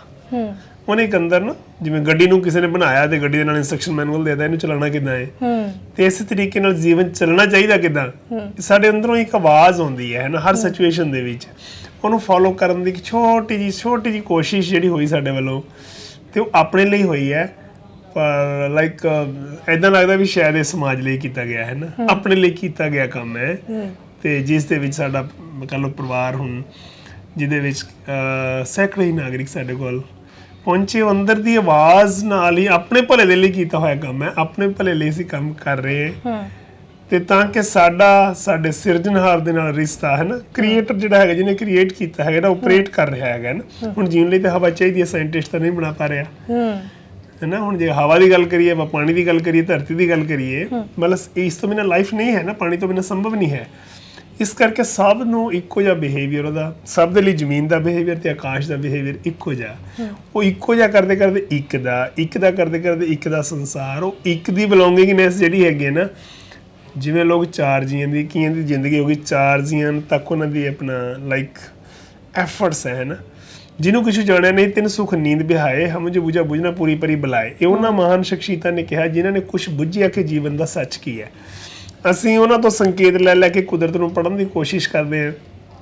ਉਹਦੇ ਵਿੱਚ ਇੱਕੋ ਚੀਜ਼ ਆਉਂਦੀ ਹੈ ਕਿ ਸਾਰੇ ਇੱਕ ਨੂੰ ਬਿਲੋਂਗ ਕਰਦੇ ਆ। ਜੇ ਸਾਰੇ ਅਲੱਗ-ਅਲੱਗ ਹੁੰਦੇ ਨਾ, ਸਭ ਨੇ ਅਲੱਗ-ਅਲੱਗ ਹਵਾ ਬਣਾ ਲੈਣੀ ਸੀ, ਸਭ ਨੇ ਅਲੱਗ-ਅਲੱਗ ਪਾਣੀ ਬਣਾ ਲੈਣੇ, ਸਭ ਨੇ ਅਲੱਗ-ਅਲੱਗ ਸੂਰਜ ਵੰਡ ਲੈਣੇ ਸੀ ਇਹਨਾਂ ਨੇ, ਕਿਉਂਕਿ ਸਿਰਜਣਹਾਰ ਵੰਡ ਲਿਆ ਨਾ ਗੱਲਾਂ ਨਾਲ। ਬਿਲਕੁਲ। ਤੇ ਸਿਰਜਣਹਾਰ ਦੀ ਕਿਸੇ ਵੀ ਚੀਜ਼ ਜਿਹੜੀ ਕੁਦਰਤੀ ਸੋਮੇ ਹੈਗੇ ਨਹੀਂ ਵੰਡ ਸਕੇ ਉਹਨਾਂ ਨੂੰ, ਹੈ ਨਾ। ਇਸ ਕਰਕੇ ਮਤਲਬ ਅਸੀਂ ਜੋ ਕਰ ਰਹੇ ਹਾਂ ਆਪਣੇ ਇੱਕ ਪਰਿਵਾਰ ਦੇ ਲਈ ਕਰ ਰਹੇ ਹਾਂ। ਪਰਿਵਾਰ 'ਚ ਵੀ ਕਈ ਵਾਰ ਜਿਵੇਂ ਕਮੀਆਂ ਰਹਿ ਜਾਂਦੀਆਂ ਹੁੰਦੀਆਂ, ਸਾਡੇ ਕੋਲ ਵੀ ਬਹੁਤ ਸਾਰੀਆਂ ਕਮੀਆਂ ਰਹਿੰਦੀਆਂ ਹੋਣਗੀਆਂ, ਪਰ ਫੀਲਿੰਗ ਜਿਹੜੀ ਹੈ ਨਾ, ਜਿਵੇਂ ਅਸੀਂ ਆਪਣੇ ਪਰਿਵਾਰ ਦੇ ਲਈ ਚਾਰ ਜੀਆਂ ਲਈ ਖੱਪ ਕੇ ਲੱਗੇ ਰਹਿੰਦੇ ਹਾਂ, ਇਸ ਤਰ੍ਹਾਂ ਹੀ ਉਹਨੂੰ ਪੋਜ਼ਿਟਿਵ ਸੈਂਸ ਵਿੱਚ ਲੈ ਰਿਹਾ ਮੈਂ। ਐਸੇ ਤਰੀਕੇ ਨਾਲ ਕਹਿੰਦੇ ਵੀ ਬਲਾ ਗਲ ਪੈ ਜਾਂਦੀ ਹੁੰਦੀ ਹੈ ਜਿਸ ਵੇਲੇ ਪਤਾ ਲੱਗ ਜਾਵੇ ਕਿ ਇਹ ਮੇਰਾ ਪਰਿਵਾਰ ਇਹਨਾਂ ਹਾਲਾਤਾਂ 'ਚ, ਜੇ ਮੇਰੇ ਸਿਰ ਤੇ ਛੱਤ ਹੈ ਤਾਂ ਉਹ ਮੇਰੇ ਪਰਿਵਾਰ ਦੇ ਸਿਰ ਤੇ ਵੀ ਛੱਤ ਚਾਹੀਦੀ ਹੈ। ਬਿਲਕੁਲ। ਜੇਕਰ ਮੈਨੂੰ ਇਹ ਚੀਜ਼ਾਂ ਚਾਹੀਦੀਆਂ ਹੈਗੀਆਂ ਤੇ ਲਾਈਕ ਪੇਟ ਭਰ ਕੇ ਰੋਟੀ ਚਾਹੀਦੀ ਹੈਗੀ ਹੈ ਨਾ, ਜਾਂ ਕੋਈ ਵੀ ਚੀਜ਼ ਚਾਹੀਦੀ ਹੈਗੀ ਹੈ, ਪੜ੍ਹਾਈ ਲਿਖਾਈ ਹੈਲਥ, ਤੇ ਉਹ ਚੀਜ਼ ਜਿਹੜੀ ਹੈਗੀ ਮੇਰੇ ਪਰਿਵਾਰ ਨੂੰ ਚਾਹੀਦੀ ਹੈ। ਹਰ ਇੱਕ ਬੰਦਾ ਲੱਗਿਆ ਹੋਇਆ, ਇਸ ਤਰ੍ਹਾਂ ਅਸੀਂ ਲੱਗੇ ਹੋਏ ਹਾਂ, ਤੇ ਲਾਈਕ ਫਰਕ ਤੇ ਕੁਝ ਵੀ ਨਹੀਂ ਹੈਗਾ। ਗੱਲ ਹੈਗਾ ਵੀ ਵਿਸ਼ਵਾਸ ਕੀ ਹੈ। ਜਿਹੋ ਜਿਹਾ ਵਿਸ਼ਵਾਸ ਹੈ ਉਹੋ ਜਿਹੇ ਰਸਤੇ ਹੈ ਤੇ ਉਹੋ ਜਿਹੀ ਮੰਜ਼ਿਲਾਂ। ਬਿਲਕੁਲ। ਅੱਜ ਦਾ ਟਾਈਮ ਉਹ ਟਾਈਮ ਆ ਜਦੋਂ ਲੋਕ ਆਪਣਿਆਂ ਨੂੰ ਹੀ ਆਪਣੇ ਘਰ ਦੇ ਵਿੱਚ ਪਨਾਹ ਨਹੀਂ ਦਿੰਦੇ। ਜਦੋਂ ਸ਼ੁਰੂਆਤ ਕੀਤੀ ਸੀ ਤੁਸੀਂ ਆਪਣੇ ਘਰ ਤੋਂ ਕੀਤੀ ਸੀ, ਘਰ ਤੋਂ ਬੇਸਹਾਰਾ ਲੋਕਾਂ ਨੂੰ ਜਿਹੜੇ ਆਪਣੇ ਘਰ ਦੇ ਵਿੱਚ ਪਨਾਹ ਦਿੱਤੀ ਸੀਗੀ। ਕਿੱਦਾਂ ਕਿਹੜੀ ਉਹ ਘਟਨਾ ਹੋਈ ਸੀ ਜਾਂ ਕਿੱਥੋਂ ਜਿਹੜੀ ਹੈ ਇਸ ਚੀਜ਼ ਦੀ ਪਹਿਲ ਹੋਈ ਸੀਗੀ ਤੁਹਾਡੀ? ਮਤਲਬ ਆਪਣੇ ਘਰ ਨੂੰ ਖੋਜਣ ਲੱਗਿਆ ਸੀ ਵੀ ਆਪਣਾ ਘਰ ਕਿਹੜਾ ਹੈਗਾ ਹੈ ਨਾ। ਉਹ ਕਹਿੰਦੇ ਨਹੀਂ ਮਕਾਨ ਜਿਹੜਾ ਇਹ ਮਕਾਨ ਤੁਹਾਡਾ ਜਿਹੜਾ ਮਕਾਨ ਦਾਦਾ ਜੀ ਦਾ ਬਣਾਇਆ ਹੋਇਆ ਮਕਾਨ, ਠੀਕ, ਉਹ ਵੀ ਬੜਾ ਖੁੱਲ੍ਹਾ ਮਕਾਨ ਸੀ, ਬਹੁਤ ਵੱਡਾ ਸੀ। ਚਲੋ ਦੂਜੇ ਪੇਰੈਂਟਸ ਨੇ ਮਕਾਨ ਬਣਾਏ, ਉਹ ਵੀ ਹੈਗੇ ਸੀ ਹੈ ਨਾ। ਇੱਕ ਸਾਹਮਣੇ ਮਕਾਨ ਸੀ ਤੇ ਉਹਦੇ ਵਿੱਚ ਵੀ ਮੈਂ ਸੋਚਦੀ ਸੀ ਘਰ ਕਿਹੜਾ ਸਾਡਾ, ਜਿੱਥੋਂ ਅਸੀਂ ਆਏ ਹਾਂ, ਜਿੱਥੇ ਅਸੀਂ ਜਾਣਾ ਹੈਗਾ, ਜਿੱਥੇ ਅਸੀਂ ਰਹਿਣਾ ਹੈਗਾ ਹੈ ਨਾ। ਵੀ ਇਹ ਜਦੋਂ ਦੇਖਦੇ ਸੀ ਨਾ ਪਿਕਚਰ ਜੀ, ਬੜੀ ਛੋਟੀ ਉਮਰ ਤੋਂ ਮਨ 'ਚ ਕਈ ਵਾਰ ਇਹ ਖਿਆਲ ਬੜੇ ਹਾਵੀ ਹੋ ਜਾਂਦੇ ਸੀ। ਤੇ ਜਦੋਂ ਸੰਸਾਰ ਤੋਂ ਜਾਂਦਿਆਂ ਨੂੰ ਦੇਖਣਾ, ਤੇ ਸਾਡੇ ਸਰਕਲ ਦੇ ਵਿੱਚ ਵੀ ਛੋਟੀ ਜਿਹੀ ਉਮਰ ਦੇ ਵਿੱਚ ਜਦੋਂ ਜੀ ਮਤਲਬ ਕਹਿ ਲਓ ਵੀ ਸਾਡੇ ਫਰੈਂਡ ਸੰਸਾਰ ਤੋਂ ਗਏ ਅਚਨਚੇਤੀ, ਤੇ ਉਸ ਵੇਲੇ ਸਵਾਲਾਂ ਦਾ ਹੜ ਕਿ ਗਏ ਮੈਂ ਵੀ ਚਲੇ ਜਾਣਾ, ਅੱਛਾ ਹੁਣ ਦੁਬਾਰੇ ਵਾਪਸ ਨਹੀਂ ਆਏਗਾ, ਤੇ ਇਸ ਦੇ ਨਾਲ ਕੀ ਗਿਆ, ਕੁਛ ਯਾਦਾਂ ਗਈਆਂ, ਅੱਛਾ ਉੱਥੇ ਗਰਮੀ ਸਰਦੀ ਦੁੱਖ ਸੁੱਖ ਅਨੁਭਵ ਕਰੇਗਾ। ਛੋਟੀ ਜਿਹੀ ਉਮਰ ਦੇ ਵਿੱਚ ਅਸੀਂ ਇਹ ਚੀਜ਼ਾਂ ਫੀਲ ਕਰਦੇ ਰਹੇ ਨਾ, ਅੱਛਾ ਇਹ ਦੁਬਾਰੇ ਫਿਰ ਆਏਗਾ ਇਸ ਪਲੈਨਟ ਦੇ ਉੱਤੇ ਸਰੀਰ ਲੈ ਕੇ, ਤੇ ਫਿਰ ਇਹਦੀ ਸ਼ਕਲ ਕਿਦਾਂ ਦੀ ਹੋਵੇਗੀ, ਅਸੀਂ ਪਹਿਚਾਣਾਂਗੇ ਇੱਕ ਦੂਜੇ ਨੂੰ ਕਿ ਹੁਣ ਕਦੀ ਵੀ ਨਹੀਂ ਫਿਰ ਮਿਲੇਗਾ। ਮਤਲਬ ਇਹੋ ਜਿਹੇ ਸਵਾਲ ਜੋ ਉਹਨਾਂ ਨੇ ਬੜੀ ਚੇਨ ਲੰਮੀ ਥਾਟਸ ਨੂੰ ਅਟਰੈਕਟ ਕਰਦੀ ਰਹਿੰਦੀ ਨਾ, ਥਾਟਸ ਆਪਣੇ ਨੇਚਰ ਦੀ, ਬੜਾ ਲੰਮਾ ਲੰਮਾ ਸਮਾਂ ਇਹ ਖਿਆਲ ਚੱਲਦਾ ਰਹਿਣਾ ਹੈ ਨਾ। ਤੇ ਇਹਦੇ ਨਾਲ ਭਾਵੇਂ ਕਲੈਰਿਟੀ ਤੇ ਪ੍ਰੋਪਰ ਨਹੀਂ ਸੀ ਹੁੰਦੀ, ਪਰ ਇਹ ਰਿਅਲਾਈਜ਼ ਕਰਾ ਜਾਂਦੀ ਸੀ ਵੀ ਜਿਸ ਤਰ੍ਹਾਂ ਜੀਵਨ ਨੂੰ ਅਸੀਂ ਸਮਝ ਰਹੇ ਹਾਂ, ਤੱਕ ਰਹੇ ਹਾਂ, ਇਸ ਤਰ੍ਹਾਂ ਜੀਵਨ ਨਹੀਂ ਏਦਾਂ ਨਹੀਂ ਹੈਗਾ। ਇਸ ਨੂੰ ਕੋਈ ਸਾਇੰਸ ਚਲਾਉਣ ਵਾਲੀ ਨਹੀਂ ਹੈਗੀ, ਤੇ ਇਸ ਨੂੰ ਕੋਈ ਪ੍ਰਾਈਮ ਮਿਨਿਸਟਰ ਤੇ ਕੋਈ ਪ੍ਰੈਜ਼ੀਡੈਂਟ ਤੇ ਕੋਈ ਆਪਾਂ ਕਹੀਏ ਕੋਈ ਚਲਾਉਣ ਵਾਲਾ ਹੋ ਰਹੇਗਾ, ਵੀ ਇਹ ਤਾਂ ਕੋਈ ਹੋਰ ਹੀ ਖੇਡ ਹੈ ਕਿਸੇ ਦੀ ਹੈ ਨਾ, ਜਿਹੜੀ ਕਿ ਬ੍ਰੇਨ ਤੋਂ ਪਰੇ ਹੈ। ਇਹ ਬੜਾ ਕਲੀਅਰ ਹੋ ਜਾਂਦਾ ਸੀ। ਅੱਛਾ ਜਿਹੜਾ ਰਾਜਾ ਉਹ ਵੀ ਬੁੱਢਾ ਹੋ ਜਾਂਦਾ, ਛੋਟੇ ਨੂੰ ਏਦਾਂ ਹੁੰਦਾ ਸੀ ਨਾ, ਉਹ ਵੀ ਮਰ ਜਾਂਦਾ। ਅੱਛਾ ਇਹ ਸਾਰੇ ਸਾਇੰਟਿਸਟ ਸਾਰੇ ਇੱਦਾਂ ਦੇ ਡਾਕਟਰ ਵੀ ਇੱਦਾਂ ਹੋ ਜਾਂਦੇ, ਹਾਂ ਅੱਛਾ ਉਹ ਕਿਉਂ ਹੋ ਜਾਂਦੇ? ਤੂੰ ਇੱਦਾਂ ਲੱਗਦਾ ਸੀ ਵੀ ਕਿਸੇ ਦੇ ਵਾਸਤੇ ਗੱਲ ਨਹੀਂ ਹੈਗੀ ਇੱਥੇ, ਵੀ ਕੋਈ ਆਪਰੇਟ ਕਰਨ ਵਾਲੀ ਕ੍ਰੀਏਟ ਕਰਨ ਵਾਲੀ ਸ਼ਕਤੀ ਜਿਹੜੀ ਹੈ ਪਰਮ ਸ਼ਕਤੀ ਪਰਮਾਤਮਾ ਕੋਈ ਪਰੇ ਦੀ ਸ਼ਕਤੀ ਹੈਗੀ ਹੈ, ਵੀ ਅਸੀਂ ਸਾਰੇ ਉਹਨੂੰ ਬਿਲੋਂਗ ਕਰਦੇ ਹਾਂ। ਮਤਲਬ ਇੱਕ ਅਹਿਸਾਸ ਜਿਹਾ ਕਰਾ ਕੇ ਉਹ ਥਾਟ ਫਿਰ ਚਲੀ ਜਾਂਦੀ ਸੀ। ਫਿਰ ਦੂਜੇ ਵਹਿਣ 'ਚ ਬਹਿ ਜਾਣਾ ਆਪਣੇ ਸੰਸਾਰ ਦੇ, ਖੇਤੀਬਾੜੀ ਕਰਦੇ ਸੀ ਕੁਛ ਹੋਰ ਹੈ ਨਾ। ਇਹ ਚੀਜ਼ਾਂ ਚੱਲਦੀਆਂ ਰਹੀਆਂ, ਕਦੀ ਕਦੀ ਆਉਂਦੀਆਂ ਰਹੀਆਂ ਤੇ ਬੜਾ ਪ੍ਰਭਾਵ ਛੱਡ ਜਾਂਦੀਆਂ ਸੀ, ਆਉਂਦੀਆਂ ਸੀ ਚਲੀਆਂ ਜਾਂਦੀਆਂ ਸੀ। ਤੇ ਫਿਰ ਵੈਸੇ ਚਲੋ ਦਿਲ ਤੇ ਕਰਦਾ ਸੀ ਆਪਣੇ ਆਪ ਨੂੰ ਬਾਰ-ਬਾਰ ਪੜ੍ਹਨ ਨੂੰ, ਵੀ ਆਪਣੇ ਆਪ ਨੂੰ ਪੜ੍ਹੀਏ, ਮੈਂ ਕੌਣ ਆ, ਮੇਰਾ ਪਰਪਸ ਕੀ ਹੈ। ਮੈਂ ਮੰਗਿਆ ਤੇ ਹੈ ਨਹੀਂ ਸੀ, ਵਿਜ਼ਿਟ ਤਾਂ ਮੰਗੀ ਨਹੀਂ ਸੀ। ਹੁਣ ਬਾਹਰਲੀ ਵਿਜ਼ਿਟ ਤਾਂ ਅਸੀਂ ਮੰਗ ਲੈਂਦੇ ਹਾਂ ਕਈ ਵਾਰ, ਜਿਹੜੇ ਵੀ ਮੈਂ ਫਲਾਣੀ ਜਗ੍ਹਾ ਤੇ ਜਾਣਾ, ਮੈਂ ਕਿਹਾ ਇਸ ਤਾਂ ਮੰਗੀ ਨਹੀਂ, ਮੇਰੇ ਤਾਂ ਯਾਦ ਹੀ ਨਹੀਂ ਕੁਛ ਵੀ ਆ ਰਿਹਾ, ਤੇ ਇਸ ਦਾ ਪੇ ਵੀ ਕੁਛ ਨਹੀਂ ਕੀਤਾ। ਇਹ ਮੇਰਾ ਕਿੱਥੋਂ ਹੋ ਗਿਆ ਫਿਰ, ਮੇਰੇ ਵਿੱਚ ਕੀ ਰੋਲ ਹੈ ਤੇ ਹੋਰ ਦਾ ਕਿਸ ਦਾ ਕੀ ਰੋਲ ਹੈ? ਮੈਂ ਦੇਖਿਆ, ਜਦੋਂ ਸੋਚਿਆ, ਕੋਸ਼ਿਸ਼ ਕੀਤੀ, ਇਹਦੀ ਬਾਰੇ ਤਾਂ ਨੌਲੇਜ ਨਹੀਂ। ਮੈਂ ਕਿਹਾ ਅੱਜ ਵੀ ਸਾਇੰਸ ਕਹਿ ਰਹੀ ਹੈ ਕਿ ਬੋਡੀ ਚਾਹੀਦੀ, ਕੀ ਕਰਨੀ? ਕਹਿੰਦੇ ਨਹੀਂ ਰਿਸਰਚ ਵਾਸਤੇ ਬੋਡੀ ਚਾਹੀਦੀ। ਮੈਂ ਕਿਹਾ ਪਤਾ ਨਹੀਂ, ਕਹਿੰਦੇ ਨਹੀਂ ਪਤਾ ਨਹੀਂ ਲੱਗਾ ਸਾਨੂੰ, ਇਸ ਦਾ ਅੱਜ ਵੀ ਨਹੀਂ ਪਤਾ ਲੱਗ ਰਿਹਾ। ਇਹਦਾ ਮਤਲਬ ਬਣਾਉਣ ਵਾਲੇ ਨੂੰ ਹੋਰ ਹੈ ਨਾ ਕੋਈ ਫਿਰ। ਤੇ ਇਹ ਚੀਜ਼ਾਂ ਜਿਹੜੀਆਂ ਸੀ ਬਾਰ-ਬਾਰ ਲਾਈਕ ਖੋਜਣ ਤੋਂ ਮਜਬੂਰ ਕਰਦੀਆਂ ਸੀ, ਅਸਲ 'ਚ ਸੱਚ ਹੈ ਕੀ ਹੈ। ਹਾਂ, ਤੇ ਉਹਦੇ ਵਿੱਚ ਇਹੀ ਚੱਲਦੇ ਆ, ਜੀਵਨ ਚੱਲਦਾ ਫਿਰ ਪੜ੍ਹਾਈ ਨੂੰ ਦਿਲ ਨਹੀਂ ਸੀ ਕਰਦਾ, ਦੂਜੀ ਪੜ੍ਹਾਈ ਕਰਨ ਨੂੰ ਬੋਰਿੰਗ ਹੀ ਲੱਗਣ ਲੱਗੀ ਸਾਰਾ ਕੁਛ ਹੈ ਨਾ। ਫਿਰ ਕਹਿੰਦੇ ਕੁਛ ਨਾ ਕੁਛ ਕਰਦੇ, ਕਹਿੰਦੇ ਕਰਨਾ ਹੈਗਾ, ਚਲੋ ਫਾਰਮੇਸੀ ਕੀਤੀ, ਫਟਾਫਟ ਮੈਡੀਕਲ ਫਾਰਮੇਸੀ ਖੋਲ੍ਹ ਦਿੱਤੀ, ਤੇ ਫਟਾਫਟ ਉੱਧਰ ਲੱਗੇ, ਮੈਰਿਜ ਹੋ ਗਈ, ਤੇ ਉਹ ਪਰ ਥਾਟਸ ਬਾਰ-ਬਾਰ ਚੱਲਦੀ ਰਹੀ। ਤੇ ਇਸ ਤਰੀਕੇ ਨਾਲ ਉਸ ਦੌਰਾਨ ਵੀ ਅੱਗੇ ਪਿੱਛੇ ਵੀ। ਤੇ ਫਿਰ ਜਦੋਂ ਮੈਨੂੰ ਮੈਂਬਰ ਇਹੋ ਜਿਹੇ ਮਿਲਣੇ, ਤੇ ਦਿਮਾਗ 'ਚ ਫਿਰ ਉਹੀ ਆ ਜਾਣਾ ਵੀ ਇਹ ਉਹ ਮੇਰੇ ਮਾਲਕ ਦੀ, ਮੇਰੇ ਪਿਤਾ ਦੀ ਸਰਬ ਸਾਂਝਾ ਹੈ ਨਾ। ਤੇ ਫਿਰ ਗੁਰਬਾਣੀ ਪੜ੍ਹਨ ਦੀ ਵੀ ਬਾਰ-ਬਾਰ ਪ੍ਰੇਰਨਾ ਮਾਤਾ ਵੱਲੋਂ ਬਹੁਤ ਦਿੱਤੀ ਜਾਂਦੀ ਸੀ ਛੋਟੀ ਜਿਹੀ ਉਮਰ 'ਚ। ਫਿਰ ਉਹਦੇ ਵਿੱਚ ਇਹ ਚੀਜ਼ਾਂ ਬਾਰ-ਬਾਰ ਸਾਹਮਣੇ ਆਉਂਦੀਆਂ ਸੀ ਹੈ ਨਾ, ਏਕ ਪਿਤਾ ਇੱਕ ਕੀ ਹਮਾਰੀ ਉਹ ਅੱਛਾ ਸਭ ਦਾ ਪਿਤਾ ਇੱਕੋ ਹੀ ਹੈ, ਉਹ ਕਿੱਦਾਂ ਪਿਤਾ ਇੱਕ ਹੈ? ਫਿਰ ਉਹਨੂੰ ਲਿੰਕ ਕਰਨ ਦੀ ਕੋਸ਼ਿਸ਼ ਕਰਨੀ ਵੀ ਕਿੱਦਾਂ ਇਹ ਸੱਚ ਹੈ। ਫਿਰ ਇਹ ਸੱਚ ਥੋੜਾ ਜਿਹਾ ਰਿਅਲਾਈਜ਼ ਹੁੰਦਾ ਸੀ, ਹਾਂ ਠੀਕ ਹੈ, ਇਸ ਕਰਕੇ ਪਿਤਾ ਸਭ ਦਾ ਇੱਕ ਹੈ, ਇੱਕ ਪਿਤਾ ਇੱਕ ਕੇ ਹਮ ਬਾਰੀਕ ਹੈ, ਹਾਂ ਇੱਕ ਹੀ ਬਾਰੀਕ ਹੈ, ਸਭ ਦੇ ਉੱਤੇ ਇੱਕੋ ਨਿਯਮ ਲਾਗੂ ਹੋ ਰਿਹਾ ਹੈ ਨਾ। ਤੂੰ ਸਾਂਝਾ ਸਾਹਿਬ ਬਾਪ ਹਮਾਰਾ। ਮੈਂ ਕਿਹਾ ਹਾਂ, ਇਸ ਢੰਗ ਨਾਲ ਦੇਖਿਆ, ਕਹਿੰਦੇ ਹਾਂ ਵੀ ਸਾਂਝਾ ਸਾਹਿਬ ਬਾਪ। ਹੋਰ ਵੀ ਬਹੁਤ ਸਾਰੇ ਪੱਖ ਹੋਣਗੇ, ਪਰ ਉਹ ਚੀਜ਼ ਜਿਹੜੀ ਪੜ੍ਹੀ ਹੈ, ਉਹ ਪੜ੍ਹ ਕੇ ਕੁਛ ਰਿਅਲਾਈਜ਼ ਹੋ ਗਈ ਜਦੋਂ ਨਾ, ਤੇ ਫਿਰ ਉਸ ਨੇ ਐਟੀਟਿਊਡ ਬਦਲ ਦਿੱਤਾ, ਨਜ਼ਰੀਆ ਬਦਲਿਆ ਹੈ ਨਾ। ਤੇ ਉਸ ਦੇ ਵੀ ਜਦੋਂ ਉੱਥੇ ਮੈਡੀਕਲ ਤੇ ਕੋਈ ਇੱਦਾਂ ਦੇ ਸੱਜਣ ਆਣੇ ਜਿਨ੍ਹਾਂ ਨੇ ਵਿਚਾਰੇ ਨੇ 3 ਕਮੀਜ਼ਾਂ ਪਾਈਆਂ ਹੋਣੀਆਂ, ਪਤਾ ਹੀ ਨਹੀਂ ਸੀ ਲੱਗਦਾ ਹੈ ਨਾ ਕਿੱਥੋਂ ਆਏ ਹੈ। ਤੇ ਮੈਂ ਪੁੱਛਿਆ ਰਾਤ ਕਿੱਥੇ ਸੀ? ਕਹਿੰਦੇ ਸੜਕ ਦੇ ਉੱਤੇ। ਮੈਂ ਖਾਣਾ ਖਾਧਾ? ਕਹਿੰਦੇ ਨਹੀਂ ਖਾਧਾ। ਤੇ ਉਹਨੇ ਹਾਲਾਤ ਕੋਈ ਦੱਸੇ, ਅਸੀਂ ਹਸਪੀਟਲ ਗਏ, ਤੇ ਹਸਪੀਟਲ 'ਚ ਉਹਨਾਂ ਨੇ ਡਾਕਟਰ ਨੇ ਪ੍ਰੈਸਕ੍ਰਾਈਬ ਤਾਂ ਕਰ ਦਿੱਤਾ। ਮੈਂ ਕਿਹਾ ਰਾਤ ਨੂੰ ਇਹਨਾਂ ਦੇ ਰਹਿਣ ਦਾ? ਕਹਿੰਦੇ ਨਹੀਂ ਅਸੀਂ ਨਹੀਂ ਬਿਲਕੁਲ ਲੱਗ ਸਕਦੇ ਇੱਦਾਂ। ਮੈਂ ਕਿਹਾ ਜੀ ਕਿੱਥੇ ਜਾਣਗੇ? ਕਹਿੰਦੇ ਸਾਡੇ ਕੋਲ ਕੋਈ ਜਵਾਬ ਨਹੀਂ ਹੈ। ਮਤਲਬ ਇੱਦਾਂ ਫਿਰ ਉਸ ਵੇਲੇ ਪਤਾ ਵੀ ਨਹੀਂ ਲੱਗਣਾ, ਕਈ ਵਾਰ ਰਸਤੇ 'ਚ ਮਿਲਣਾ। ਤੇ ਇਹ ਵੀ ਇਹਦੇ 'ਚ ਅਸੀਂ ਕਈ ਵਾਰ ਮੈਂ ਜਦੋਂ ਕਹਿ ਲਓ ਪੇਰੈਂਟਸ ਦੇ ਘਰ ਸੀ, ਜਦੋਂ ਘਰ ਦੀ ਗੱਲ ਸ਼ੁਰੂ ਕੀਤੀ ਨਾ ਤੁਸੀਂ, ਤੇ ਪੇਰੈਂਟਸ ਦੇ ਘਰ ਸੀ ਉਹ, ਫਿਰ ਮੈਂ ਤੇ ਆਪ ਤੇ ਬਣਾਇਆ ਨਹੀਂ ਸੀ ਉਸ ਵੇਲੇ ਘਰ ਕੋਈ, ਤੇ ਉਸ ਤੋਂ ਬਾਅਦ ਵੀ ਨਹੀਂ ਬਣਾਇਆ। ਤੇ ਘਰ ਦਾ ਤੇ ਚਲੋ ਘਰ ਦੀ ਤੇ ਮਤਲਬ ਹੋਰ ਤਰ੍ਹਾਂ ਦੀ ਫੀਲਿੰਗ ਹੈਗੀ ਹੈ ਨਾ। ਤੇ ਫਿਰ ਉਸ ਦੇ ਵਿੱਚ ਜਦੋਂ ਜਾ ਰਹੇ ਸੀ ਸਟਰੀਟ ਦੇ ਵਿੱਚ, ਫਿਰ ਰਾਤ ਹੋਈ ਕਾਫੀ, ਟ੍ਰੇਨ ਤੇ ਅਸੀਂ ਰੇਲਵੇ ਸਟੇਸ਼ਨ ਤੇ ਬੈਠੇ ਬੈਠੇ ਫਿਰ ਮੈਂ ਕਿਹਾ ਨਹੀਂ ਰਾਤ ਨੂੰ ਕੀ ਬਾਹਰ ਹੀ ਬੈਠੇ ਰਵਾਂਗੇ ਵੀ ਚੱਲੀਏ। ਫਿਰ ਮੈਂ ਸੋਚਿਆ, ਮੈਂ ਕਿਹਾ ਵੀ ਘਰ ਤੇ ਪੇਰੈਂਟਸ ਤੇ ਹੈਗੇ ਵੀ ਪੇਰੈਂਟਸ ਦੇ ਉੱਤੇ ਇਹਨਾਂ ਕੋ ਥੋਪੀ ਜਾਣਾ, ਨਹੀਂ ਉਹ ਵੀ ਆਵਾਜ਼ ਨਹੀਂ ਸੀ ਅੰਦਰੋਂ, ਨਹੀਂ ਵੀ ਤੂੰ ਕਰ, ਜੇ ਕਰਨਾ ਹੈ ਤਾਂ ਤੇਰੀ ਆਪਣੀ ਫੀਲਿੰਗ ਹੈ, ਤੂੰ ਆਪਣੇ ਹਿਸਾਬ ਨਾਲ ਕਰ। ਤੇ ਫਿਰ ਵਾਪਸ ਚਲੇ ਗਏ। ਫਿਰ ਸੋਚਿਆ ਵੀ ਕਾ ਲਾਈਕ ਸਕੂਲ ਸੇ ਉੱਤੇ ਬੱਸ ਲਗਾਈ ਹੋਈ ਸੀ, ਲਾਈਕ ਨੂੰ ਐਜ ਲਾਈਕ ਜਿਵੇਂ ਬਿਜ਼ਨਸ ਦੇ ਐਂਗਲ ਤੋਂ ਹੈ ਨਾ, ਉੱਥੇ ਕਾਫੀ ਜਗ੍ਹਾ ਖਾਲੀ ਸੀ, ਪਰ ਉਹਨਾਂ ਨੂੰ ਉਹ ਯਕੀਨ ਨਾ ਆਵੇ ਹੈ ਨਾ। ਤੇ ਇਹ ਫਿਰ ਇਹੋ ਜਿਹੇ ਮਾਹੌਲ ਦੇ ਵਿੱਚ ਕਈ ਵਾਰ ਕਿਸੇ ਤੇ ਵਿਸ਼ਵਾਸ ਕਰਨਾ ਵੀ ਔਖਾ ਹੈ। ਡਿਪਰੈਸ਼ਨ ਜਿਹੜੀ ਥੋੜੀ ਜਿਹੀ ਸਟ੍ਰੈਸ ਹੈਗਾ ਨਾ, ਉਹਦੀਆਂ ਗੱਲਾਂ ਵੀ ਇੱਦਾਂ ਦੀਆਂ ਹੁੰਦੀਆਂ, ਪਰ ਉਹ ਬੜੀਆਂ ਗੱਲਾਂ ਜਿਹੜੀਆਂ ਕਰਦੇ ਸੀ ਉਹਦੇ ਵਿੱਚ ਇੱਦਾਂ ਲੱਗਦਾ ਸੀ ਵੀ ਕਾਫੀ ਗਹਿਰਾ ਸਦਮਾ ਲੱਗਿਆ ਹੋਇਆ ਇਹਨਾਂ ਨੂੰ। ਕਹਿੰਦੇ ਮਕੈਨੀਕਲ ਇੰਜੀਨੀਅਰ, ਮੈਂ ਪੁੱਛਿਆ ਕਾਫੀ ਕੁਛ, ਤੇ ਹੁਣ ਸਵਾਲ ਮੇਰੇ ਸਾਹਮਣੇ ਇਹੋ ਹੀ ਸੀ ਵੀ ਇਹਨਾਂ ਨੂੰ ਠੀਕ ਹੋਣ ਦਾ ਮੌਕਾ, ਥੋੜਾ ਜਿਹਾ ਵੀ ਮੌਕਾ ਮਿਲ ਗਿਆ ਠੀਕ ਹੋ ਸਕਦੇ ਆ। ਉਹ ਇਤਰਾਜ਼ ਕਰਦੇ ਸੀਗੇ ਰੱਖਣ ਨੂੰ ਤੁਹਾਡੇ ਵੱਲੋਂ? ਕੌਣ? ਪਹਿਲੇ ਜਿਨ੍ਹਾਂ ਨੂੰ ਤੁਸੀਂ ਲੈ ਕੇ ਆਏ ਸੀ ਡਿਸੇਬਲ ਸੀਗੇ, ਮਤਲਬ ਡਿਪਰੈਸ਼ਨ ਸੀ, ਕੋਈ ਇਤਰਾਜ਼ ਨਹੀਂ, ਫੈਮਿਲੀ 'ਚ ਨਹੀਂ ਸੀ ਕਰਦਾ। ਉਹਨਾਂ ਦੇ ਵੱਲੋਂ ਵੀ ਸ਼ੱਕ, ਜਿਹੜੇ ਡਿਪਰੈਸਡ ਹੈ ਉਹ ਥੋੜਾ ਸ਼ੱਕ ਵੀ ਕਰਦਾ ਨਾ ਕਿ ਕਿੱਥੇ ਲੈ ਕੇ ਚੱਲੇ, ਕਿਉਂ ਲੈ ਕੇ ਚੱਲੇ, ਸਵਾਲ ਵੀ ਉਹਨਾਂ ਦੇ ਵੱਲੋਂ ਉਹ ਚੀਜ਼ਾਂ ਵੀ ਫੇਸ ਕਰਨੀਆਂ ਪਈਆਂ ਨੈਚੁਰਲੀ। ਉਹ ਫਿਰ ਮੈਂ ਵਿੱਚ ਮਿਸ ਕਰ ਗਿਆ ਹੁਣ, ਉਹ ਬੜੀ ਲੰਬੀ ਹੋ ਜਾਂਦੀ ਗੱਲ। ਫਿਰ ਉਹ ਤੇ ਫਿਰ ਏਦਾਂ ਸੀ, ਜਦੋਂ ਮੈਂ ਮੰਗਾਇਆ, ਖਾਣ ਵਾਸਤੇ ਮੰਗਾਇਆ, ਤੇ ਕਹਿੰਦਾ ਮੈਂ ਨਹੀਂ ਖਾਣਾ, ਸ਼ੱਕੀ ਸੀ, ਤੇ ਫਿਰ ਮੈਂ ਆਪ ਖਾਦਾ ਤੇ ਫਿਰ ਨਾਲ ਫਿਰ ਉਹਨੂੰ, ਫਿਰ ਜਦੋਂ ਮੈਂ ਖਾਣ ਲੱਗੇ ਤੇ ਫਿਰ ਉਹਨੇ ਵੀ ਖਾਣਾ ਸ਼ੁਰੂ ਕਰ ਦਿੱਤਾ। ਫਿਰ ਉਹਨੂੰ ਵਿਸ਼ਵਾਸ ਬਣਾਇਆ ਨਾ ਪਹਿਲਾਂ ਦਾ ਆਪਣੇ ਪ੍ਰਤੀ, ਹੈ ਨਾ। ਤੇ ਉਸ ਤੋਂ ਬਾਅਦ ਫਿਰ ਅਗਲੀ ਗੱਲ ਸੀ ਵੀ ਆਪਾਂ, ਤੇ ਨੈਚੁਰਲੀ ਇਹ ਚੀਜ਼ ਤਾਂ ਹੁੰਦੀ ਹੈ ਕਾਫੀ। ਤੇ ਉਸ ਤੋਂ ਬਾਅਦ ਯਾਨੀ ਕੁੱਲ ਮਿਲਾ ਕੇ ਜੇ ਅਸੀਂ ਰਾਤ ਰੇਲਵੇ ਸਟੇਸ਼ਨ ਤੇ ਕੱਟੀ, ਫਿਰ ਉੱਥੇ ਬੈਠੇ ਬੈਠੇ ਬਹੁਤ ਕੁਝ ਸਟਰੋਂਗ ਫੀਲਿੰਗ ਕਿ ਨਹੀਂ ਕਿੰਨੀ ਕੁ ਦੇਰ ਹੋਏਗਾ ਇੱਦਾਂ ਵੀ ਇੱਕ ਐਸਾ ਘਰ ਚਾਹੀਦਾ ਹੈਗਾ ਜਿੱਥੇ ਮਤਲਬ ਇਹਨਾਂ ਨੂੰ ਜਿਹੜੇ ਸਾਡੇ ਸਾਥੀ ਹੈ, ਫੈਲੋ ਬੀਇੰਗ ਹੈਗੇ, ਜਿਨ੍ਹਾਂ ਨੂੰ ਸਹਾਰੇ ਦੀ ਲੋੜ ਹੁੰਦੀ ਹੈ, ਜਿਨ੍ਹਾਂ ਨੂੰ ਟ੍ਰੀਟਮੈਂਟ ਦਾ, ਰੀਹੈਬਿਲਿਟੇਸ਼ਨ ਦਾ ਮੌਕਾ ਮਿਲਣਾ ਚਾਹੀਦਾ, ਕੇਅਰ ਦਾ। ਹੁਣ ਤਾਂ ਕੇਅਰ ਵੀ ਨਹੀਂ, ਨੀਲੇ ਆਕਾਸ਼ ਥੱਲੇ ਭੁੱਖੇ ਪਿਆਸੇ। ਮਤਲਬ ਹਾਲਾਤ ਇਹ ਸਾਹਮਣੇ ਆ ਰਹੇ ਸੀ ਵੀ ਜਿਹੜੇ ਵੀ ਆਪਣੀ ਸੰਭਾਲ ਤੋਂ ਮਥਾਸ ਹੋ ਗਏ ਹਨ, ਮੈਂਟਲ ਹੈਲਥ ਦੀ ਜਿਵੇਂ ਅੱਜ ਵੀ ਅਵੇਅਰ ਨਹੀਂ ਹੈ ਇਨਸਾਨ, ਹੈ ਨਾ, ਵੀ ਲਾਈਕ ਹੁਣ ਸਮਾਜ ਦੇ ਵਿੱਚ ਇਹ ਥਾਂ ਥਾਂ ਤੇ ਰੁਲ ਰਹੇ ਹੈ, ਸਿਰਫ ਛੱਤ ਵੀ ਨਹੀਂ ਹੈ, ਭੁੱਖੇ ਪਿਆਸੇ ਵੀ ਹੈ, ਹਾਲਾਤਾਂ ਦੀ ਭਿਅੰਕਰ ਪੀੜਾ ਜਰ ਰਹੀ ਹੈ, ਕਿਸ ਨੂੰ ਦੁੱਖੜੇ ਸੁਣਾਉਣ।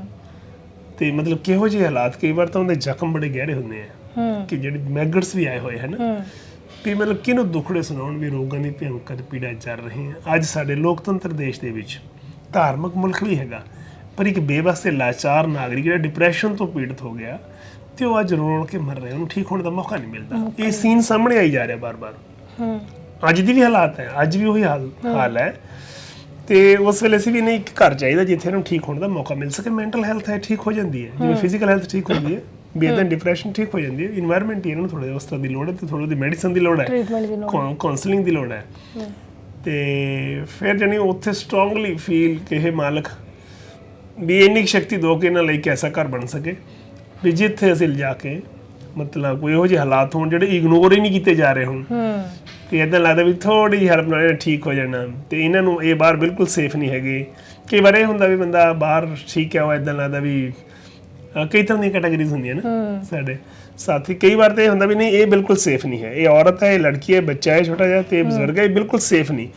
ਵੀ ਜਦੋਂ ਇਹੋ ਜਿਹੇ ਹਾਲਾਤ ਹੁੰਦੇ ਆ ਤੇ ਉਸ ਵੇਲੇ ਕੁਛ ਨਾ ਕੁਛ ਤਾਂ ਅਸੀਂ ਕਰ ਸਕੀਏ ਨਾ, ਕਿਉਂਕਿ ਉਹਨਾਂ ਨੂੰ ਨਜ਼ਰਅੰਦਾਜ਼ ਕਰਨਾ ਉਸ ਵੇਲੇ ਪੋਸੀਬਲ ਨਹੀਂ ਹੁੰਦਾ। ਕਈ ਵਾਰ ਕਦੀ ਜ਼ਿੰਦਗੀ ਇਹਦੇ ਵਿੱਚ ਨਜ਼ਰਅੰਦਾਜ਼ ਵੀ ਹੋ ਜਾਂਦਾ ਹੈ, ਪਰ ਕਈ ਵਾਰ ਤਾਂ ਬਿਲਕੁਲ ਹੁੰਦਾ ਹੀ ਨਹੀਂ ਕਿ ਨਹੀਂ ਕਿਸੇ ਕੀਮਤ ਇਹਨਾਂ ਨੂੰ ਤਾਂ ਬਿਲਕੁਲ ਨਹੀਂ ਬਾਹਰ ਛੱਡਿਆ ਜਾ ਸਕਦਾ ਹੈ ਨਾ, ਵੀ ਸੇਫ ਨਹੀਂ ਹੈਗੇ। ਤੇ ਫਿਰ ਉਸ ਵੇਲੇ ਜੇ ਅਸੀਂ ਆਪਣੇ ਘਰ ਦੇ ਵਿੱਚ ਲਿਆ ਕੇ ਰੱਖ ਸਕੀਏ, ਐਸਾ ਘਰ ਬਣਾ ਸਕੀਏ, ਉੱਥੇ ਬੜੀ ਸਟਰੋਂਗ ਫੀਲਿੰਗ ਜੀ ਪਰਮਾਤਮਾ ਅੱਗੇ ਅਰਦਾਸ ਕੀਤੀ।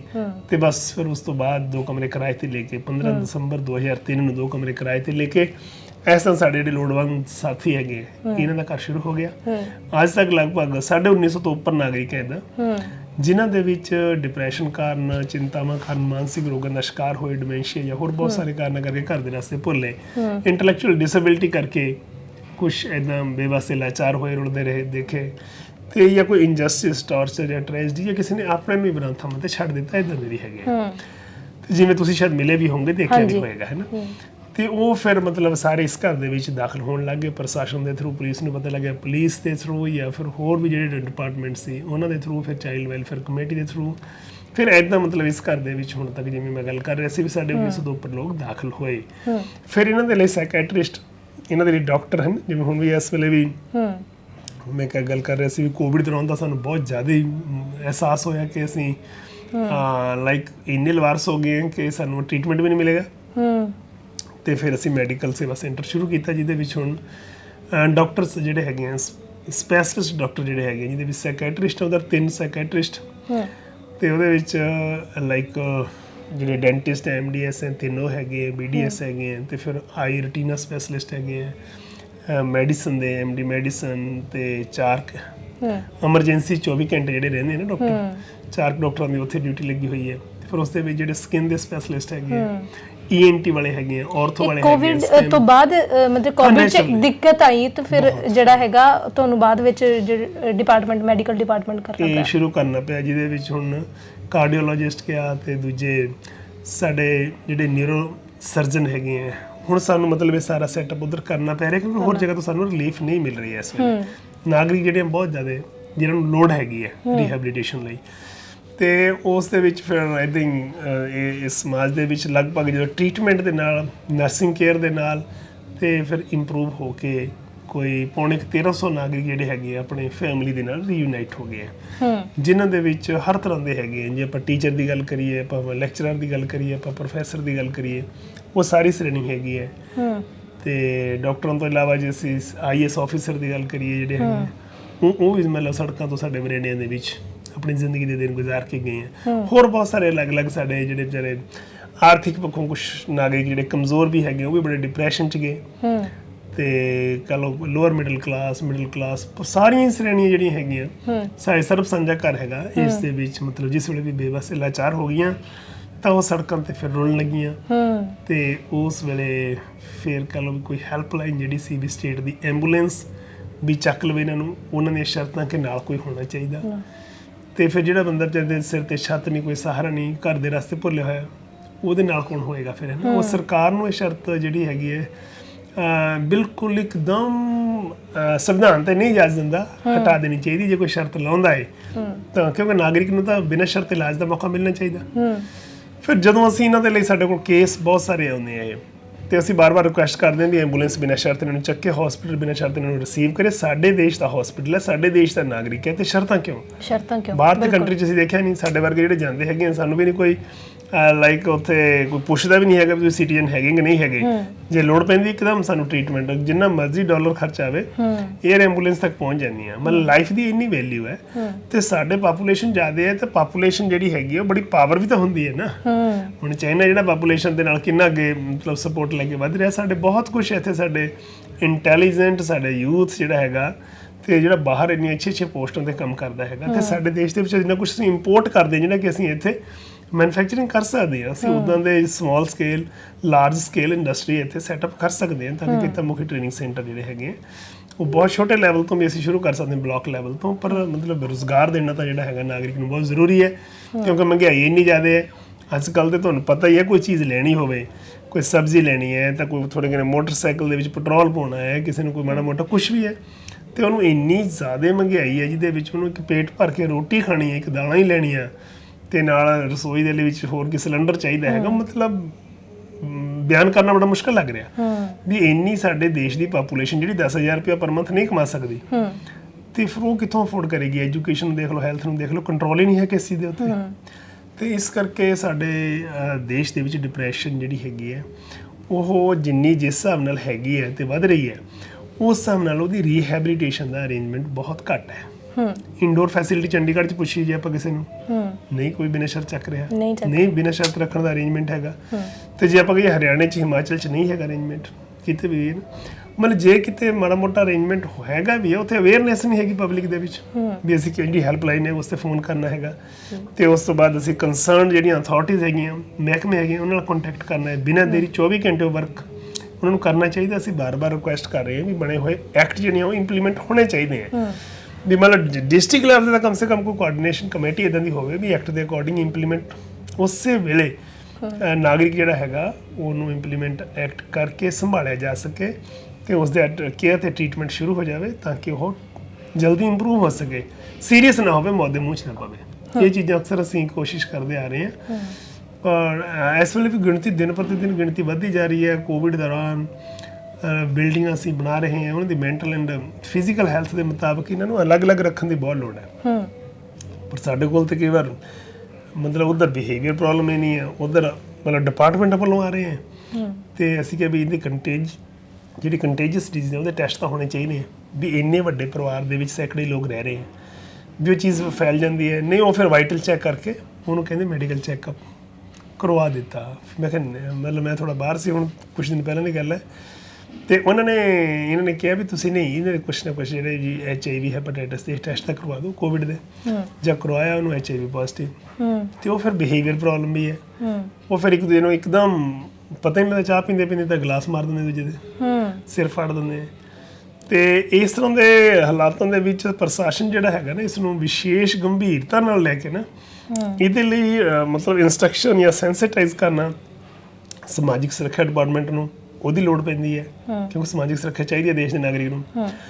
ਪੁਲਿਸ ਨੂੰ ਸੈਂਸਿਟਾਈਜ਼ ਕਰਨਾ ਤੇ ਨਾਲ ਦੀ ਨਾਲ ਉਹਨਾਂ ਨੂੰ ਲੋੜੀਂਦੀ ਮੈਨ ਪਾਵਰ ਤੇ ਵਾਹੀਕਲ ਪ੍ਰੋਵਾਈਡ ਕਰਨੇ, ਤੇ ਉਸ ਦੇ ਨਾਲ ਜਿਹੜੇ ਵੀ ਸਾਡੇ ਲਾਈਕ ਹੋਰ ਸੰਬੰਧਿਤ ਮਹਿਕਮੇ ਹੈਗੇ ਆ, ਲੀਗਲ ਸਰਵਿਸ ਅਥਾਰਟੀ ਹੈ, ਕੰਸਰਨਡ ਮੈਜਿਸਟ੍ਰੇਟ ਹੈਗੇ ਆ, ਇਹਨਾਂ ਸਾਰਿਆਂ ਨੂੰ ਇੰਨਾ ਕੁ ਸੈਂਸਿਟਾਈਜ਼ ਕਰਨਾ ਕਿ 24 ਘੰਟੇ 'ਚ ਕਿਸੇ ਵੇਲੇ ਵੀ ਅੱਧੀ ਰਾਤ ਵੀ ਕੋਈ ਵੀ ਨਾਗਰਿਕ ਜਿਹੜਾ ਹੈਗਾ ਜਿਸ ਵੇਲੇ ਇਹੋ ਜਿਹੇ ਹਾਲਾਤਾਂ ਵਿੱਚ ਹੋਵੇ ਉਹਨੂੰ ਐਮਰਜੈਂਸੀ ਜਿਹੜੀ ਹੈਲਪ ਮਿਲਣੀ ਬਹੁਤ ਜ਼ਰੂਰੀ ਹੈ। ਸੁਸਾਈਡਲ ਆਈਡੇਸ਼ਨਸ ਇੰਨੀਆਂ ਹੈ ਵੀ ਕਿਸੇ ਵੇਲੇ ਵੀ ਜਿਹੜੇ ਸਾਡੇ ਦੇਸ਼ ਦੇ ਨਾਗਰਿਕ ਹੈ ਲੱਖਾਂ ਦੀ ਗਿਣਤੀ ਹੈ ਜਿਹੜੇ ਕਿਸੇ ਵੇਲੇ ਵੀ ਸੁਸਾਈਡ ਕਰ ਸਕਦੇ ਆ, ਤੇ ਉਸ ਵੇਲੇ ਬਚਾਉਣ ਵਾਲੀ ਹੈਲਪਲਾਈਨ ਕਿਹੜੀ ਹੈਗੀ ਹੈ?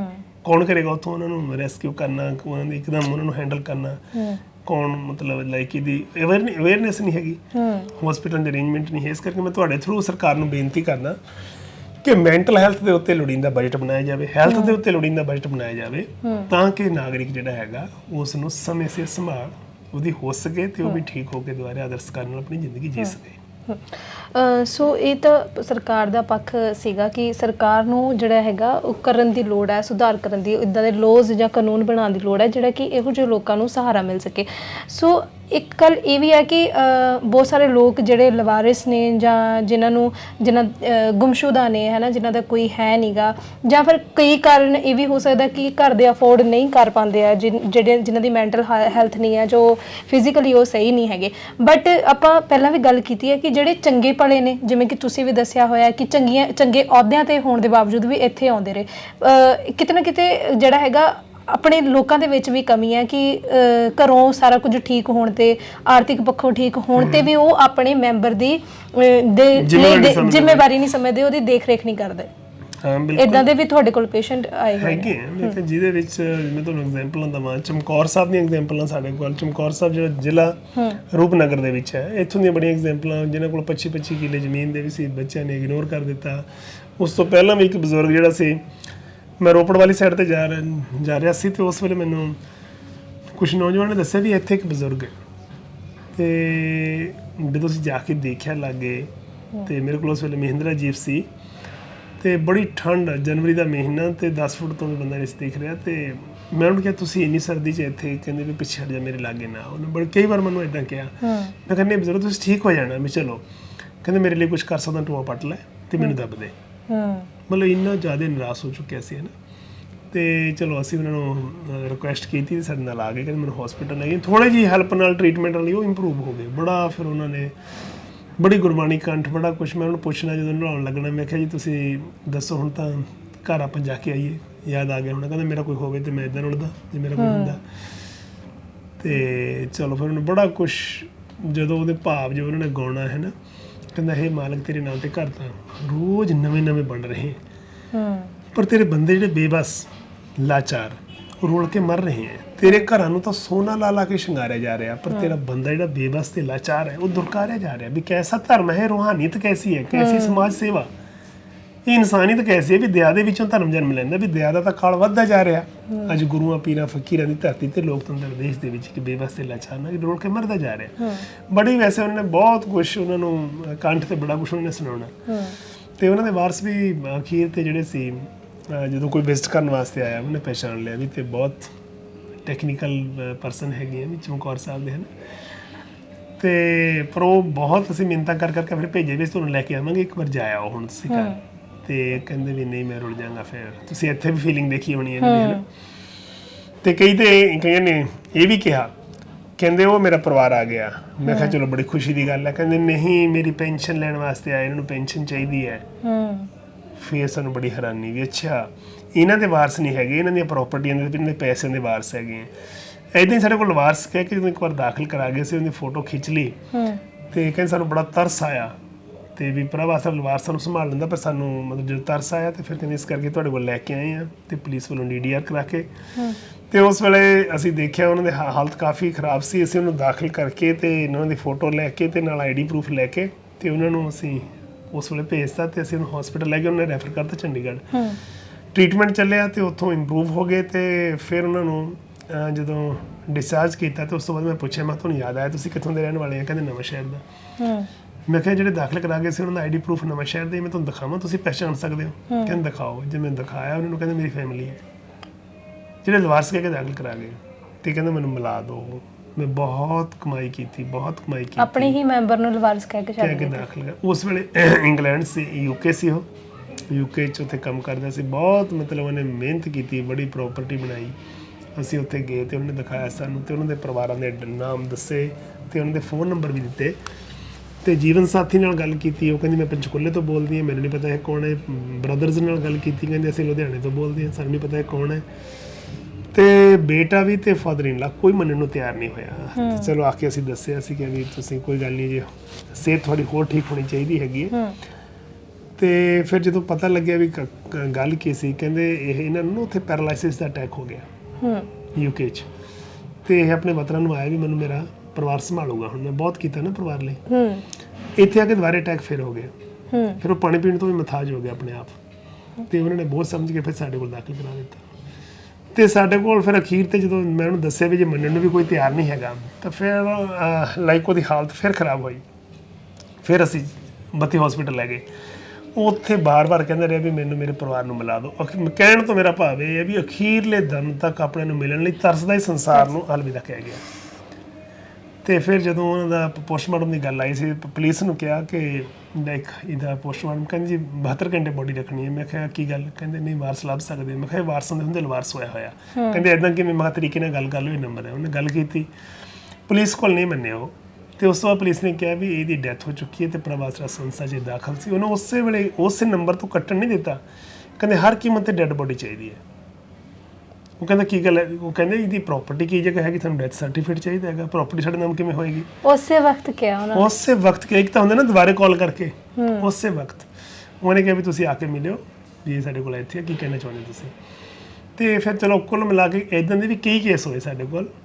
ਵਾਰਸਾਂ ਦੇ ਹੁੰਦੇ ਲਵਾਰਸ ਹੋ ਗਏ। ਮਤਲਬ ਕਿੱਡੀ ਵੱਡੀ ਇਨਸਾਨ ਹੋਣ ਤੇ ਕੁਐਸਚਨ ਮਾਰਕ ਹੈ। ਕੀ ਸਾਡਾ ਐਜੂਕੇਸ਼ਨ ਦਾ ਸਿਸਟਮ ਜਿਹੜਾ ਹੈਗਾ ਉਹਨੂੰ ਬਦਲਣ ਦੀ ਲੋੜ ਹੈ ਵੀ ਇਨਸਾਨ ਨਹੀਂ ਪੈਦਾ ਹੋ ਰਹੇ, ਹੋਰ ਸਭ ਕੁਝ ਪੈਦਾ ਹੋ ਰਿਹਾ ਹੈ ਨਾ। ਤੇ ਉਹਦੇ ਵਿੱਚ ਮਤਲਬ ਜਦੋਂ ਮੈਂ ਪ੍ਰਸ਼ਾਸਨ ਨੂੰ ਕਿਹਾ, ਮੈਂ ਕਿਹਾ ਵੀ ਕਈ ਕੇਸ ਮੇਰੇ ਸਾਹਮਣੇ ਆਏ ਤੇ ਮੈਂ ਕਿਹਾ ਇਹਨਾਂ ਦੀ ਪ੍ਰਾਪਰਟੀ ਹੈਗੀ ਹੈ ਪਰ ਲਾਈਕ ਪ੍ਰਾਪਰਟੀਆਂ ਦੇ ਵਾਰਸ ਬਹੁਤ ਹੈਗੇ ਆ ਪਰ ਇਹਨਾਂ ਦਾ ਵਾਰਸ ਨਹੀਂ ਹੈ ਕੋਈ ਵੀ। ਤੁਸੀਂ ਇਹਨਾਂ ਦੀ ਪ੍ਰਾਪਰਟੀ ਜਿਹੜੀ ਸਰਕਾਰ ਅਕਵਾਇਰ ਕਰੇ ਤੇ ਇਹਨਾਂ ਲਈ ਫਿਰ ਹੈਵੀ ਸੈਂਟਰ ਬਣਾਵੇ। ਕੋਈ ਪਾਲਿਸੀ ਨਹੀਂ ਹੈ, ਕੋਈ ਪਾਲਿਸੀ ਨਹੀਂ। ਤੇ ਫਿਰ ਜਦੋਂ ਹੋਰ ਕਈ ਤਰੀਕੇ ਨਾਲ ਗੱਲ ਕੀਤੀ, ਮੈਂ ਕਿਹਾ ਜੀ ਫਲਾਣੀ ਜਗ੍ਹਾ ਤੇ ਇਹ ਹਾਲਾਤ ਹੈ, ਕਿਉਂਕਿ ਬਹੁਤ ਵੱਡੀਆਂ ਵੱਡੀਆਂ ਕੋਠੀਆਂ ਦੇ ਵਿੱਚੋਂ ਵੀ ਜਦੋਂ ਕੱਢ ਕੇ ਲਿਆਂਦੇ ਤੇ ਮੈਂ ਕਿਹਾ ਜੀ ਪ੍ਰਾਪਰਟੀ ਇਹਨਾਂ ਦੀ ਕਾਫੀ ਹੈ ਤੇ ਤੁਸੀਂ ਇਹਨੂੰ ਪਹਿਲੀ ਗੱਲ ਤਾਂ ਕੋਠੀ ਨੂੰ ਲੋਕ ਲਾਓ। ਤੇ ਚਲੋ ਲੋਕ ਉਹਨਾਂ ਨੇ ਲਗਾ ਦਿੱਤਾ ਤੇ ਮੈਨੂੰ ਕਿਹਾ ਵੀ ਇਹਨਾਂ ਦੀਆਂ ਤੁਸੀਂ ਜਿਹੜੇ ਵੀ ਬੰਦੇ ਇਹਨਾਂ ਆਪਣੀ ਕੋਠੀਆਂ 'ਚ ਰੁਲਦੇ ਆ ਵੀ ਇਹਨਾਂ ਦੀ ਪ੍ਰਾਪਰਟੀ ਲਿੰਕ ਕਰਕੇ ਇਹਨਾਂ ਦੇ ਟ੍ਰੀਟਮੈਂਟ, ਕਹਿੰਦੇ ਨਹੀਂ ਇਹ ਵੀ ਪਾਲਿਸੀ ਨਹੀਂ ਹੈ ਕੋਈ। ਹੁਣ ਮੈਂ ਤੁਹਾਡੇ ਥਰੂ ਬੇਨਤੀ ਕਰਦਾ ਵੀ ਐਸੀ ਪਾਲਿਸੀ ਬਣਨੀ ਚਾਹੀਦੀ ਹੈ ਜਿਸ ਦੇ ਨਾਲ ਨਾਗਰਿਕ ਜਿਹੜਾ ਹੈਗਾ ਉਹਦਾ ਪੈਸਾ ਉਹਦੇ ਕੰਮ ਤਾਂ ਆਵੇ, ਉਹਨੂੰ ਠੀਕ ਹੋਣ ਦਾ ਮੌਕਾ ਤਾਂ ਮਿਲੇ। ਉਹਦਾ ਪੈਸਾ ਜੇ ਉਹਦੇ ਤੇ ਹੀ ਲੱਗ ਜਾਏ ਤਾਂ ਵੱਡੀ ਕੀ ਗੱਲ ਆ। ਹਾਂ ਨੈਚੁਰਲੀ ਇਹਦੇ ਲਈ ਤਾਂ ਕੋਈ ਪ੍ਰੋਬਲਮ ਨਹੀਂ ਹੈਗੀ। ਜਿਨ੍ਹਾਂ ਕੋਲ ਨਹੀਂ ਹੈਗਾ ਵਿਚਾਰੇ ਸੜਕਾਂ ਤੇ ਰੁਲ ਰਹੇ ਹੈ ਉਹਨਾਂ ਲਈ ਤਾਂ ਸੰਸਥਾਵਾਂ ਕੋਸ਼ਿਸ਼ ਕਰ ਹੀ ਰਹੀਆਂ ਤੇ ਸਰਕਾਰ ਕੋਲ ਹੈਗੇ ਆ ਉਹਨਾਂ ਦੇ ਉੱਤੇ ਲੱਗਣੀ ਜ਼ਰੂਰੀ ਚਾਹੀਦੀ ਤਾਂ ਜੋ ਹੋਰ ਜਿਹੜਾ ਲਾਈਫ ਬਚ ਸਕੇ, ਜ਼ਿੰਦਗੀ ਬਚ ਸਕੇ। ਬਹੁਤ ਜ਼ਰੂਰੀ ਹੈ। ਤੁਸੀਂ ਅੱਜ ਬਹੁਤ ਹੀ ਇੰਪੋਰਟੈਂਟ ਜਿਹੜਾ ਮੁੱਦਾ ਹੈਗਾ ਉਸ ਤੇ ਗੱਲ ਕਰ ਰਹੇ ਹੋ। ਮੈਂ ਤੁਹਾਡੀਆਂ ਭਾਵਨਾਵਾਂ ਨੂੰ ਸਲੂਟ ਕਰਦਾ, ਤੁਹਾਡੇ ਇਸ ਚੈਨਲ ਨੂੰ ਸਲੂਟ ਕਰਦਾ ਵੀ ਤੁਸੀਂ ਵੌਇਸਲੈਸ ਦੀ ਵੌਇਸ ਜਿਹੜੀ ਅੱਜ ਸਮਾਜ ਵਿੱਚ ਭੇਜ ਰਹੇ ਹੋ। ਸਰ ਇੱਕ ਗੱਲ ਹੋਰ ਮੈਂ ਜਾਣਨਾ ਚਾਹੁੰਦੀ ਹਾਂ, ਜਦੋਂ ਤੁਸੀਂ ਸ਼ੁਰੂਆਤ ਕੀਤੀ 1 ਤੋਂ 2, 2 ਤੋਂ 100, ਅੱਜ 1950 ਬੰਦੇ ਨੇ ਹੈਨਾ, ਗਿਣਤੀ ਵੱਧਦੀ ਗਈ, ਕਦੀ ਘਟਣ ਦੀ ਘਟਿਆ ਵੱਡੇ ਲੈਵਲ ਤੇ, ਕਦੀ ਘਟੀ ਗਿਣਤੀ, ਪਰਿਵਾਰ ਆਏ ਹੋਣ ਜਾਂ ਲੋਕ ਠੀਕ ਹੋ ਕੇ ਆਪਣੇ ਘਰ ਬਿਲਕੁਲ ਬਿਲਕੁਲ ਬਿਲਕੁਲ ਬਹੁਤ ਲੋਕ, ਮੈਂ ਜਿਹੜੇ ਦੱਸ ਰਿਹਾ ਤੁਹਾਨੂੰ ਲਗਭਗ ਪੌਣੇ 1300 ਤੋਂ ਵੀ ਉੱਪਰ ਹੀ ਹੋਣੇ ਆ ਜਿਹੜੇ ਵਾਰਸਾਂ ਦੇ ਹਵਾਲੇ ਹੋ ਗਏ, ਜਿਹੜੇ ਬੇਸਬਰੀ ਨਾਲ ਲੱਭ ਰਹੇ ਸੀ।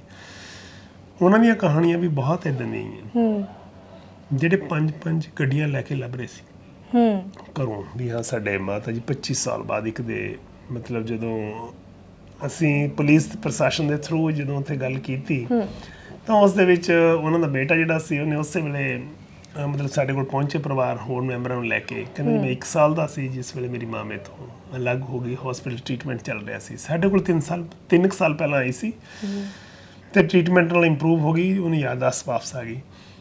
ਤੇ ਜਦੋਂ ਮਤਲਬ ਬੇਟਾ ਪਹੁੰਚਿਆ, ਬੇਟਾ ਕਹਿੰਦਾ ਜਿਸ ਦਿਨ ਮੇਰੀ ਸ਼ਾਦੀ ਸੀ, ਕਹਿੰਦਾ ਮੈਂ ਉੱਠ ਕੇ ਬਹੁਤ ਰੋਇਆ ਕਿ ਮੇਰੀ ਮਾਂ ਇਸ ਦੁਨੀਆ 'ਚ ਹੈਗੀ ਹੈ, ਜੇ ਹੈਗੀ ਮੈਨੂੰ ਕਿੱਦਾਂ ਮਿਲੇਗੀ। ਕਹਿੰਦਾ ਮੈਂ 1 ਸਾਲ ਦਾ ਸੀ ਉਸ ਵੇਲੇ, ਮੇਰਾ ਪਰਿਵਾਰ ਦੱਸ ਰਿਹਾ। ਅੱਜ ਮੈਂ 26 ਸਾਲ ਦਾ, ਮੇਰੇ ਕੋਲ ਵੀ ਬੱਚੇ ਆ। ਮਤਲਬ ਇਹ ਮਤਲਬ 3 ਸਾਲ ਸਾਡੇ ਕੋਲ ਰਹੀ ਤੇ 22 ਸਾਲ ਸੜਕਾਂ ਤੇ ਰੁਲੀ ਔਰਤ, ਕਿੱਡਾ ਵੱਡਾ ਸਵਾਲ ਹੈ। ਇੱਕ ਔਰਤ ਦਾ 22 ਸਾਲ ਆਪਣੇ ਦੇਸ਼ ਦੀਆਂ ਸੜਕਾਂ ਤੇ ਰੁਲਣਾ, 28 ਸਾਲ ਵਾਲੇ ਵੀ ਹੈਗੇ ਹਨ।